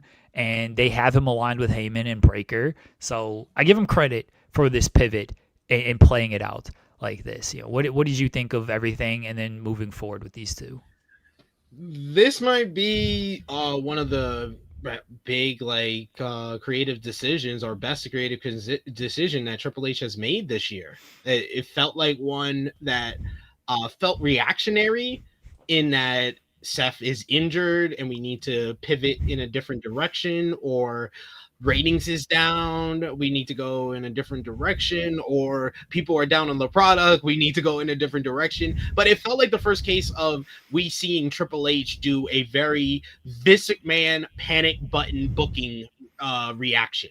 Vince McMahon was always known for this. Oh, we got a bad rating. Oh, we got to do a big angle on this week's Monday Night Raw. We gotta pop a rating. And sometimes it would be great. Sometimes, a lot of the times, it wouldn't be so great, and it would totally mess up things for a number of months. And this feels like the first time that Triple H has done that. We talked about over the last couple of weeks how Triple H has had like a very glacial pacing to his storylines, and how his form of long-term storytelling is doing the same story beat over and over and over and over and over and over and over again. And this is not something that he would have done unless something big happened that caused this change. I think that we would have went months of Vision promos at the beginning of Raw, Vision ending and beating someone down at the end of Raw. And I was expecting that, as we saw him, the Vision beating down Punk, Knight, and Jay Uso at the end of Monday Night Raw this week. I was just like, oh man, they're gonna give us this limp dick fucking finish to the show after it's been a really good show. Like, I was like, this Monday Night Raw has been splendid. I was like, you had the hot crowd in Perth. It's been good to great wrestling the whole entire show, and then you're gonna close with this boring ass same angle that we see every week, and then we get Braun Breaker spearing him. I was like, holy shit, and my jaw was on the floor for like the duration, the final 5 minutes of this show. Where I love him going to Bronson Reed and being like, you need to make a choice. And Bronson Reed being, you're with me or you're not. Yep. It's like, let me drag his ass over here. Tsunami. And then they didn't even give Heyman a choice. They told you have no choice. Raise our hand. And Heyman just like, Heyman being like, defiant, like yelling at Seth and everything. Yes, like that was good stuff. They set up a whole show-long narrative where Seth basically, he was in all his glory, and it was very easy for them to just go back into the direction that they were in, of Seth being his babyface character, but now he's a heel, and it comes off just very disingenuous, very annoying, and I feel like it was hurting the faction in general. But I think the work that they did heading into Crown Jewel, I was looking forward to seeing a more layered performance by Seth coming out of Crown Jewel after that build up to the Cody matchup, and I think that the Vision would have been better overall because of that. But they had to pivot, but they set it up very well with Seth just very cocky. He kissed Heyman because the crowd wanted him to kiss him. He's like telling Braun Breaker like he's a dog, like do the trick, do the tick, and he just gives him the most, all right, I'm your dog, I'll do the tick. He looked annoyed the whole entire time. Go back and watch that promo. He's giving him dirty looks the whole time. I think I have a picture of like the look that he gave him right at the end of the promo segment. But man, yeah, they set it up very well with that. The last line that he said when he was like, I don't need anybody. Roman Reigns needed the Shield. Roman Reigns needed the Bloodline. I don't need any of these guys. I chose these guys. Basically giving himself the agency that he is the one that has done this all. And like, no one's on my level when he said that backstage as well. That was another instance of Braun Breaker kind of giving him like this little look. And then even the smile that he had on in the backstage segment with Seth later on in the show, he has this like this mean look on, like he's just like pissed off the whole entire time. So I think that Braun Breaker set this up very subtly throughout the show, which was very well done. And then I thought that the payoff with the payoff from the promo segment and the backstage segment with the final segment was really well done storytelling throughout the entire program. And then we got great wrestling throughout the entire show. This was probably the best Raw in months. Thank you. I thought Breaker was really good with his expressions. I thought Heyman was really good with his expressions, especially in the opening promo. Like, go back and watch Heyman's face when Seth is doing the need, like, I don't need any of these people. Roman needed, CM Punk needed. Like, go watch Heyman's face there. Heyman's like, the fuck are you talking about? Yeah, he's like, wait, what? We didn't talk about this beforehand. What are you talking about? I thought it was good stuff. They set it up very well. Let's say Seth is not hurt. I'm curious as to where Seth lands now, because this was effectively a babyface turn. And we've talked about Seth, where he wants to be a babyface. He wants to be loved. But you also can't really be a babyface outside of the year that he's had. Yeah. And so it almost feels like he's going to be caught in that kind of tweener spot that Roman was kind of in, but Roman just gets big reactions regardless. Like, the character of Seth, I would like to see some actual growth out of this and not the continued visionary, revolutionary. He's going to do that. I know he's going to do that, but I need a little bit more out of the character and realizing what went wrong. And I'm not saying he needs to make amends or anything, but he needs to just understand his spot of his words and what was said and why Breaker took the actions that he did. Or I guess he could continue to play delusional heel and be like, I didn't need these guys. I made these guys. I will continue to thrive without these guys, which is very possible as well, because he shouldn't just immediately align with Roman Reigns. He shouldn't immediately align with CM Punk. I think that would be very stupid. But I'm interested to see where the character goes. Does he go more babyface and really lean into the visionary revolution, like more lean into that and like everyone still loves me, I'm still cheered? Or does he play a little bit more tweener of still do the visionary revolutionary, or while also being like, yeah, I'm still the best. I don't need these guys. I will take them down. I will take down Rome. I will take down Punk. I think it's really going to depend on what the Vision does in the interim without Seth being here, because a lot of people didn't really kind of give the credit where credit was due last year, where a lot of the work that went into Roman Reigns turning babyface came into play before he returned at SummerSlam. It was Solo Sikoa who did the work. It was Solo Sikoa. With Solo Sikoa saying all the Roman Reigns lines and making the fans chant for Roman. So it's going to be up to Paul Heyman, Braun Breaker, and Bronson Reed to make the fans want Seth Rollins back. Where Seth doesn't, if the fans want you back and want you the way you were back, then you don't have to do much work. Roman didn't have to do much work. We didn't start seeing changes to Roman Reigns' character to a full year later. Now we were finally seeing some actual change. Now he's actually caring about someone's success outside of his own. That's the first time in a year since he's been back and been a babyface that he's actually shown some growth. So I don't necessarily think that he has to make amends or realize the error of his ways or anything initially coming back. I think he can come back to be the revolutionary, the visionary, a very cocky, but yet still determined and on seeking revenge on the monster that he very much created. I think that we need that coming to Jesus moment of he needs to realize he created something that he could not control, and that it didn't even take that long for them to turn on him. It's only been 5 months of this group and they're already turned on him. Like, that's why my initial reaction was, holy shit, and my jaw was on the floor. Then by the time Bronson Reed drags over Seth Rollins to the corner, I started laughing. I'll be honest. I started laughing. I was like, oh my God. Because it came to the realization, Jeremy, the two big things that will define Triple H's creative year is the John Cena heel turn, and Seth Rollins Vision, and both of them flopped in record time within the same year. That is amazing. That is the definition of WWE's year. Is the two things that is the big things they have pushed. The main event programs of the whole entire year both flopped for totally different reasons. One was because you didn't have good creative following up from the big moment. And the other one was because of injuries, and also you didn't have good creative after the original coming out.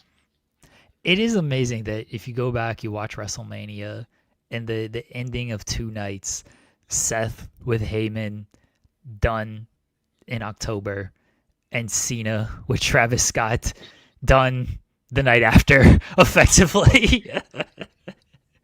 But really done before SummerSlam. That's when it was, all right, he just turned back to babyface. It is amazing. Like, those were the closing moments of the two nights of WrestleMania, and they didn't even last the year. They lasted 6 months. WrestleMania was April 20th. April 19th was Saturday. It is October 13th. When the Vision split. That is less than 6 months. Yeah. It didn't even last half a year, much less the rest of the year. It didn't last half. That's crazy. I see Louis saying, I mean, the Vision I wouldn't say is a flop at the hands of Triple H. The Vision is a flop on Seth doing a stupid coast-to-coast headbutt. So you're saying, wait. So ask yourself this, Louis, what you're trying to say, Luis, I think it is. Yeah, Luis. No, that's Jose. That's Jose. Oh, Jose. Yes. Jose, ask yourself this. Was the Vision working before the headbutt? And I will tell you, it wasn't. So yes, it's still like I did not say that this was a flop at Triple H's hands. It's a flop though. If it ends completely the way you wanted it, and it necessitates a change, that's a flop. It doesn't matter if it's at his hands or not. I said before, the Vision part, it's mostly due to the injury, but at the end of the day, the Vision wasn't exactly working like gangbusters before the headbutt. It wasn't like everybody's like, oh my God, the Vision is the next bloodline. The Vision's going to be remembered as one of the greatest factions of all time. It wasn't even like we were saying the Vision is a good faction. We weren't giving it all-time praise. We weren't even saying it was good most weeks. Like, it was a flop before the headbutt. He just had to make it. He had just had to confirm it's a flop because of the headbutt and the injury. That's the only difference. You know, the kind of funny thing about the Vision is you talk about like what it accomplished and the three people who were there and part of it and everything. They never teamed together. Nope, they never had one 6-man tag team match with Seth, Braun, and Bronson. And the craziest part is that we've had to say this now twice in 1 week with two different promotions. Because I said this the other day about the Kenny Omega and Kota Ibushi never teaming in AEW in a 2-on-2 matchup. Yeah. And now you got WWE, the Vision of Seth Rollins, Braun Breaker, and Bronson Reed. They didn't even do a 6-man tag. No, they didn't do a single 6-man tag. We could have had the Vision against Roman and the Usos. We could have had the Vision against Knight, Jay, and Punk. Those are both all right there. But go back to the beginning, Jeremy. When Bronson first joined the group, remember he did it in a tag team match of Punk and Sammy versus Seth and Braun Breaker. And that was at the time when Jey Uso was World Heavyweight Champion. Could have done Jay, Punk, and Sammy versus the Vision. He didn't do any of this stuff. Yeah. He had stuff at the tip at his fingertips and just chose not to do it because he's like, I got time. Wait, I'll wait for it. I'll wait for a year. I'll do it later. And then when Becky joined, which was good, but then Seth really felt disconnected from the group. From the Brawns. And so when Becky was off TV for the Australia part, now the Brawns, we need Becky coming out and just slapping the shit out of the Brawns and just like, why did you do this? to my hot husband and just stepping up to them. I mean, if you really want to get some heat on LeBron, this would effectively turn Becky babyface if you take her out in this way. But you have them destroy Becky. Oh man, now you're getting some real heat on them. And then you're really making Becky a babyface. You're really making Seth a babyface out of that. But you can get some real heat on the Brawns if you want them to destroy Becky. So Zeno Hour wrote, Jeremy, the Vision got Braun and Bronson over as main eventers. I consider the Vision as a success overall. The new version could be much better. I'm just gonna think that he's just trolling us, right? Because like, if you just because you main event an episode of Raw, it does not make you a main eventer. Like, has Braun Breaker main evented a PLE? Has he main evented 3 consecutive episodes of Monday Night Raw in singles matches? Can't even say that, right? Has Braun Breaker won a world championship? Has Braun Breaker challenged for a world championship? No. Oh, okay. Bronson Reed. Yeah, he beat Roman Reigns at Crown Jewel. That was good. Yeah, that was due to Jey Uso. What was the talking point coming out of that matchup? It was more about the bloodline drama, right? And not seeing someone until Christmas, right? Okay. Anyway, never mind. Yeah. Go ahead. It elevated them. Did it get them over as main eventers? They're not there yet. They're not there yet. It did elevate. That's why I told Zeno Hour. I feel like every single episode we do here, he has to be careful with what he says. Like, if he just said it elevated, words matter. Words matter. Like why am I the only one who takes words that seriously? Like, words matter. Like, if you had just said it elevated Braun and Bronson, there's nothing wrong with your statement. You would have still yelled at him. It would have been funny. Yeah, I would have still yelled at him. There would have been nothing wrong with the statement. But as main eventers, and that's why MCAS and others have called you out in the chat, because that they're not main eventers. There is a difference. And you can say anyway all you want, you're a dummy. All right? I'm just going to say it. Go ahead. Your beef with Zeno Hour, man. No longer the top weed, so we can't even use his status as top weed to, push back. He's just a weed out here. Louis is with Zeno Hour. I don't know what that says. Louis was with the Orlando Magic too. That worked out great for them. The Magic 2K did a sim, and the Magic won the championship in the 2K sim. They beat the Warriors in the finals. So there you go, everybody. NBA 2K26 NBA champions, Orlando Magic. Louis was just a year early on it. It's a one-sided. He saw beef. the vision. Yeah. He saw the vision. Do you have further comments on Raw? I know there's other stuff you wanted to kind of hit on. Really good episode. I like the Dom and Penta matchup. They got a lot of time, and I thought they worked very well with each other. It was probably their best matchup that I've seen from the two. The crowd was into it. Didn't like the Rusev involvement in it, so I didn't need it, and it didn't make sense. He already had a title shot, so why are you getting involved in this matchup? But anyway. And he didn't even really interfere because Penta took him out and Penta screwed himself over. So, yeah. Anyway, Rhea Ripley and Kairi Sane had the best match on the show. That match was better than probably like half the matches at Crown Jewel. Like that, they went out there and they delivered. That was probably Kairi's best match that I've seen on the main roster. Probably Kairi's best performance on the main in WWE. Probably her best performance since the Mercedes match in 2023. That's how good she was in that matchup against Rhea Ripley and then Kabuki Warriors, standing tall in the end. And yeah, those were like the more notable. Bayley and Lyra, I actually liked them this week. I liked the little kind of thing they added of, now Lyra knows how to control the split personality. I think that's a good twist to the story that they've told so far. So I thought it was a good week for them this week. And then Punk, Knight, and Jay, they had a solid, good, very good actually, triple threat match that the crowd was into, and it was back and forth throughout. You knew Punk was going to win, but at least they made it entertaining to get there.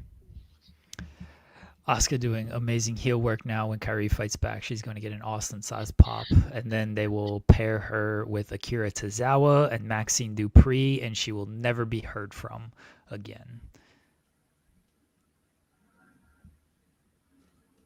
Probably. I could see that. I could see that. No, but I also think, yeah, Kyrie, they're building her up as like this sympathetic figure that, yeah, it is. If they show patience and they actually build up to it, I think they can get that Austin level pop. That's why I said because I also remember they did this angle with Otis and Chad Gable last year. That was my reference, folks.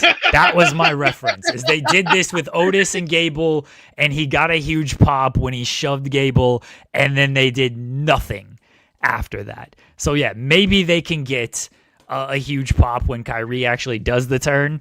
I don't have faith that they're going to follow it up in any meaningful way. I just don't. They've given me no indication that they can follow it up in a meaningful way. I hope they do. But they completely bungled the Otis and Gable stuff. And so, yes, that's why I referenced Kyrie will be with Tozawa and Maxine after this. Because I saw what they did with Otis when they did the same thing with him, building him up to this spot. So stupid. So dumb. It's so true. You mentioned it, and we mentioned it yesterday. Roxanne against Vacker is hilarious. Like, we just saw you get pinned. You lose every single match. You lose every single match you have. Why are you stepping to the champion right here? You're telling me... She beat Io a couple of months ago. Yeah, like months ago. You're telling me... This is where, like, I feel like my brain is broken sometimes. Is you knew you were going to have Roxanne and Raquel confront Stephanie Vacker. You knew it. You knew this segment was planned for this. And your bright idea was to have them lose just before that. In what world does that make sense? Why would you not have them win? It doesn't have to be against Bayley and Lyra. You could have had them beat somebody else if you didn't want them losing against Bayley and Lyra, or you didn't want them beating Bayley and Lyra. You could have had them beat someone else. But your bright idea was to have them lose, knowing they're going to come out and confront who, in kayfabe, is the top woman in the company.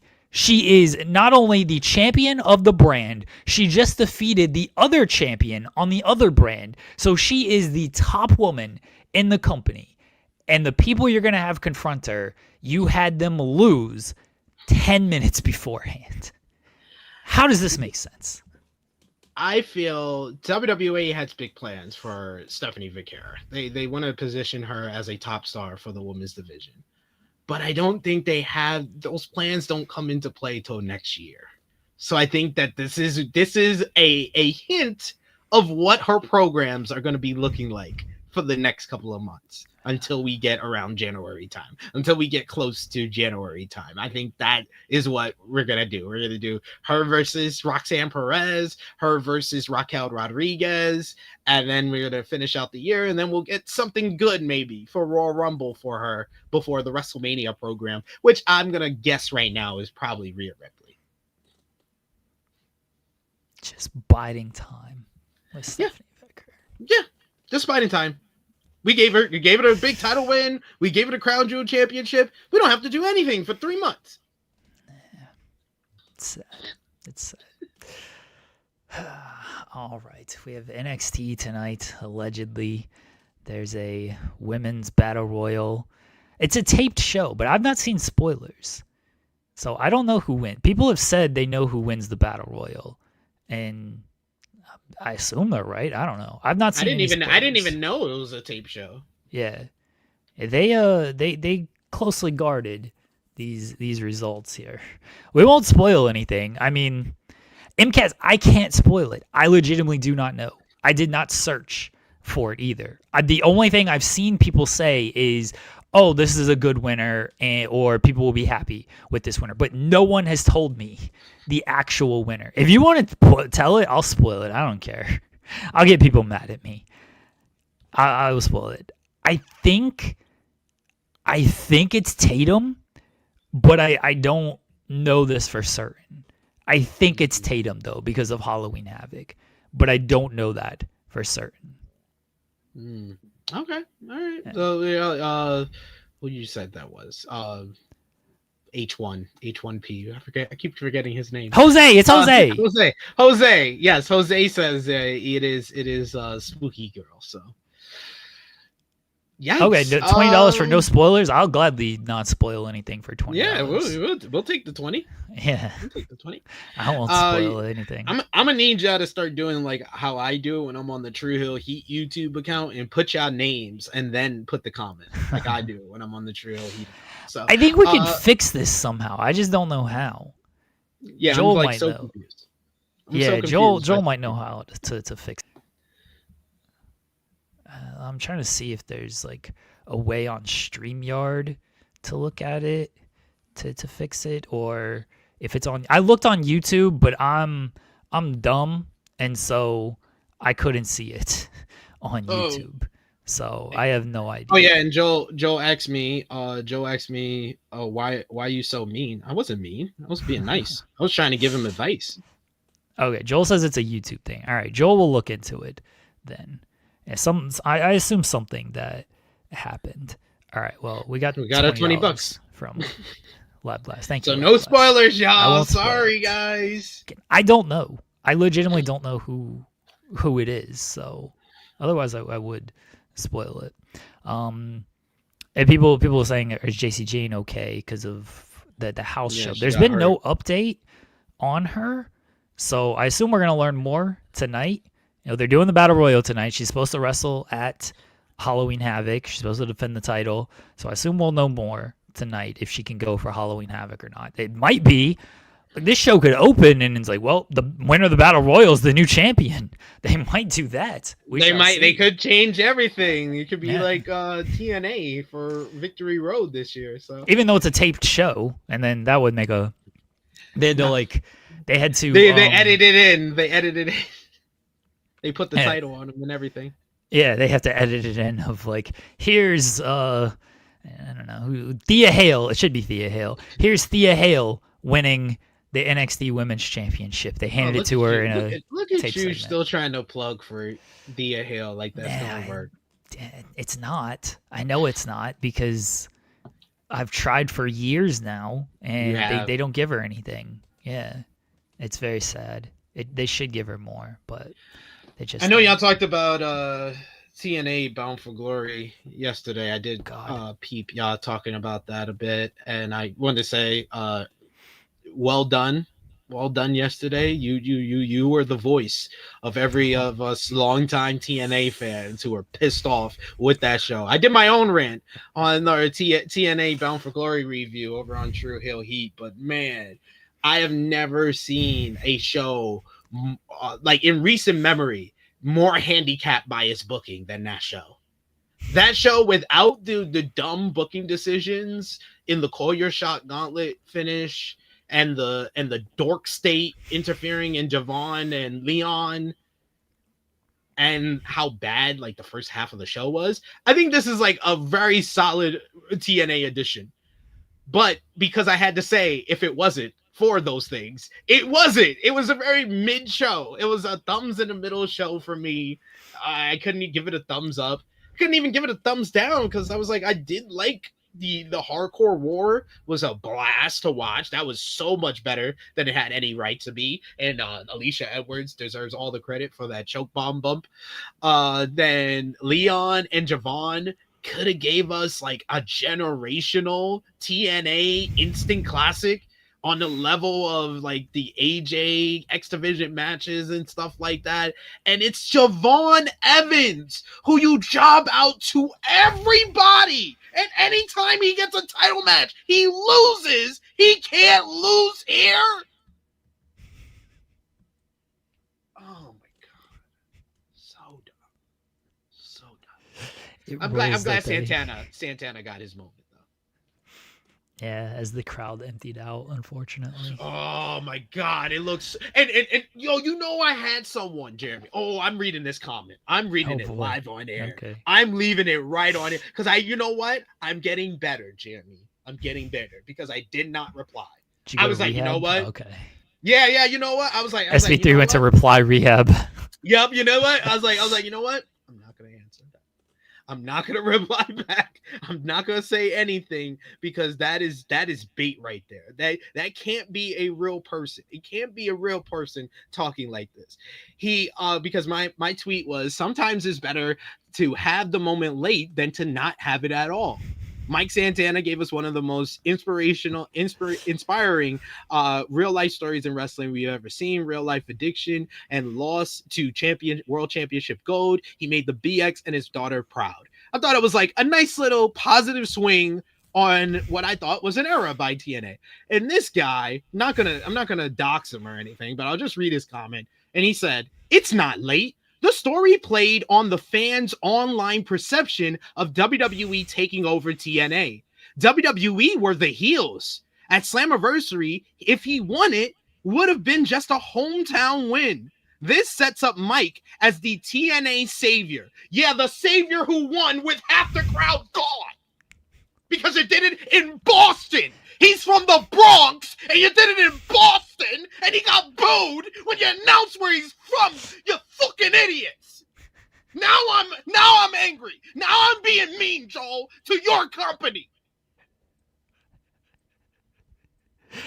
It played on the TNA and WWE, and WWE is the heel. Meanwhile, you literally ruined your own angle with Santino and Ava shaking hands and being like, it's great to work together. We should do this again. We're going to call it Showdown, and it's going to be a showcase.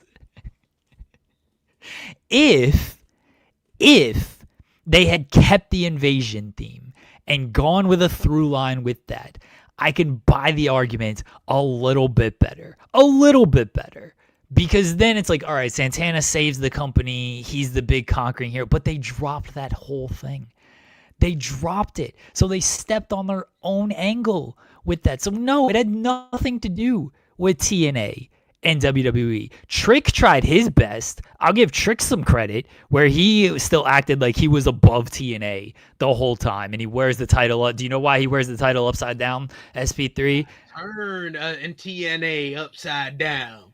My favorite thing about that bit is like he presents it like it's the first time he's ever said it. And meanwhile, Every time he says it like that. And that's why I said, yo, this is why I'll give it credit for, if I give anything credit for this period of TNA, it rehabilitated Trick Williams, this TNA title run, because Trick did not have either one of his runs with the NXT Championship were not good because they kept giving him people that he had no chemistry with. He definitely had chemistry with Mike Santana. That was one of his best one-on-one matches of his career on Sunday. And yeah, but the fact that he cuts the same promo and says that. It's like every time he does it, again, his delivery is very good on it, because every time he says it, he's like, you know why I wear this title upside down? I'm like, you know, you've explained this like 3 million times. Right? But the way he sets it up, it makes it sound, he sounds like he's saying it for the first time. And he's going to give some big revealing answer. He's like, some shocking answer of like, yeah, this is why. It's the same answer you've given 100 damn times, Trick. But I give him a lot of credit for the way he sets it up. He's very good on that. But there was no WWE TNA storyline. They dropped that. They stepped on their own storyline with that. That's a very funny better. I'm getting better, guys. I still, that was like 2 days ago. Yesterday, he commented that, and I have not answered him back. I was like, no, that's bait. I know if I answer back, I'm gonna be going back and forth for like a day or two. I was like, I'm not gonna do that to myself. Yeah. I saw people mention in my comments of and you saw who liked this tweet as well. But I did the tweet of like following up your biggest show of the year with a highlight video, with a highlight show. It's certainly a choice. I had people from TNA liking this tweet. I won't say who. It was Bryan Danielson. But people were people are arguing in my mentions of like, well, Slammiversary is their biggest show of the year. It's not Bound for Glory. Like, they tell you every year it's Bound for Glory. What do you mean? They literally saved a man's world title win because they think Bound for Glory is the bigger show. The Slammiversary was in his hometown, and they said, no, we're going to do it on the bigger show. It should be Slammiversary. Mind you, I've said for decades it should be Slammiversary. But ever since the first Bound for Glory, they've always promoted Bound for Glory as their biggest show. They're like, this is our biggest show. This is our biggest show. It is Bound for Glory. They objectively promote Bound for Glory as their biggest show. That doesn't mean it always comes off like their biggest show. Maybe more stuff that you enjoy happens at Slammiversary, but they say every year Bound for Glory is their biggest show. That's why they lied about the attendance being higher than it was at Slammiversary, because they wanted to give the impression that Bound for Glory was the bigger show. Dude, but did they have to be so obvious with the lie? Like, it was like 5 more people. Yeah, exactly, yo! I was like, yo, they literally chose a number. I was like, that number looks way familiar. And then I looked back to the Slammiversary screenshots that I had, and I was like, it's basically the same. They just picked a number that's higher. Yeah, they were like, we got 5 more people here. We broke the record, everybody. Dark State showed up and we broke the record. That's why we had to let Dark State in.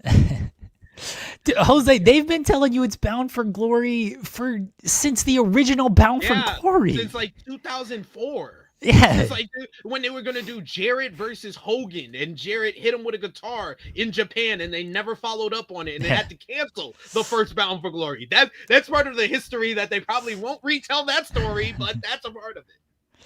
Yeah, they've said it's Bound for Glory for literally since the first Bound for Glory. Again, I think it should be Slammiversary. That's your anniversary show. That should be your bigger show, but they didn't want to make it Slammiversary. I think their logic was they wanted basically 2 big shows, Slammiversary being one and Bound for Glory being the other. Well, the original concept of why they wanted Bound for Glory and why they specifically put Bound for Glory in October is they wanted it to be around the World Series. Oh, okay. So I didn't even connect that too, but that makes sense. Yeah, they wanted it to be around the World Series. The big championship game for baseball is their big championship to blow off of their year. Yeah, that makes sense then. Okay, that makes sense. So I'm going to read this from PW Insider. So we have an update here. So the full report on this. It says, should be noted there are some within the company who are taking a wait-and-see stance on Rollins after he worked everyone about his knee issues over the summer. Others who believe the injury is legit noted that turns wouldn't have happened this quickly in the Vision's run and that potential money-making matches with CM Punk and Roman Reigns are now off the table because of the timing. PW Insider Elite spoke with one higher-up executive yesterday who acknowledged Rollins was hurt, but stated at that point that there had no details been planned on how bad the issues could be. Today in WWE HQ, there was word spreading of a potential surgery, but nothing has been officially announced by anyone in the company, nor has there been any acknowledgement of what this might mean for the World Heavyweight Championship. There are some sources within WWE who believe Rollins is heading for shoulder or rotator cuff surgery. So, there we go. And that's the latest on Seth Rollins. Seems like there are people believe he's going to go in for surgery. Some people think it'll work. We will get more. We know CM Punk is the number 1 contender. I assume we'll know more on Monday because they either got to do the Punk match or they have to figure out a way to do Punk against whoever for the title at Saturday night's main event. If you want to be really bold, if Seth Rollins is hurt and you want to be really, really bold, we on the same page. Punk and Braun Breaker. Yes, and that's Braun the only, Breaker and wins. Braun Breaker wins. Yep. Yes, that's the only option they got now. Like that, they just started. Like people think, oh, they made a bold move by doing the pivot of Braun Breaker turning on him. No, the real bold move is going all the way with it. It's solidifying Braun Breaker as a main eventer. It's actually elevating him to be a main eventer and making him the world heavyweight champion. Yeah. We'll see. And what then they you basically just make him the replacement for all your Rollins stuff. Like I think Dave Meltzer, Wrestling Observer Radio, he said that the plans that he heard from his WWE sources was that Seth was going to defend the World Heavyweight Championship against Roman Reigns at next year's WrestleMania. Braun Breaker versus Roman Reigns for the World Heavyweight Championship. Sign me up. Yeah. You know, we'll see what they do, and it would be the first WWE champion born in the 1990s. Yeah. We'll see what they do. We'll learn more by Monday, I assume, hopefully, and that'll be that. All right, SP3. Anything else we need to hit on before we get out of here?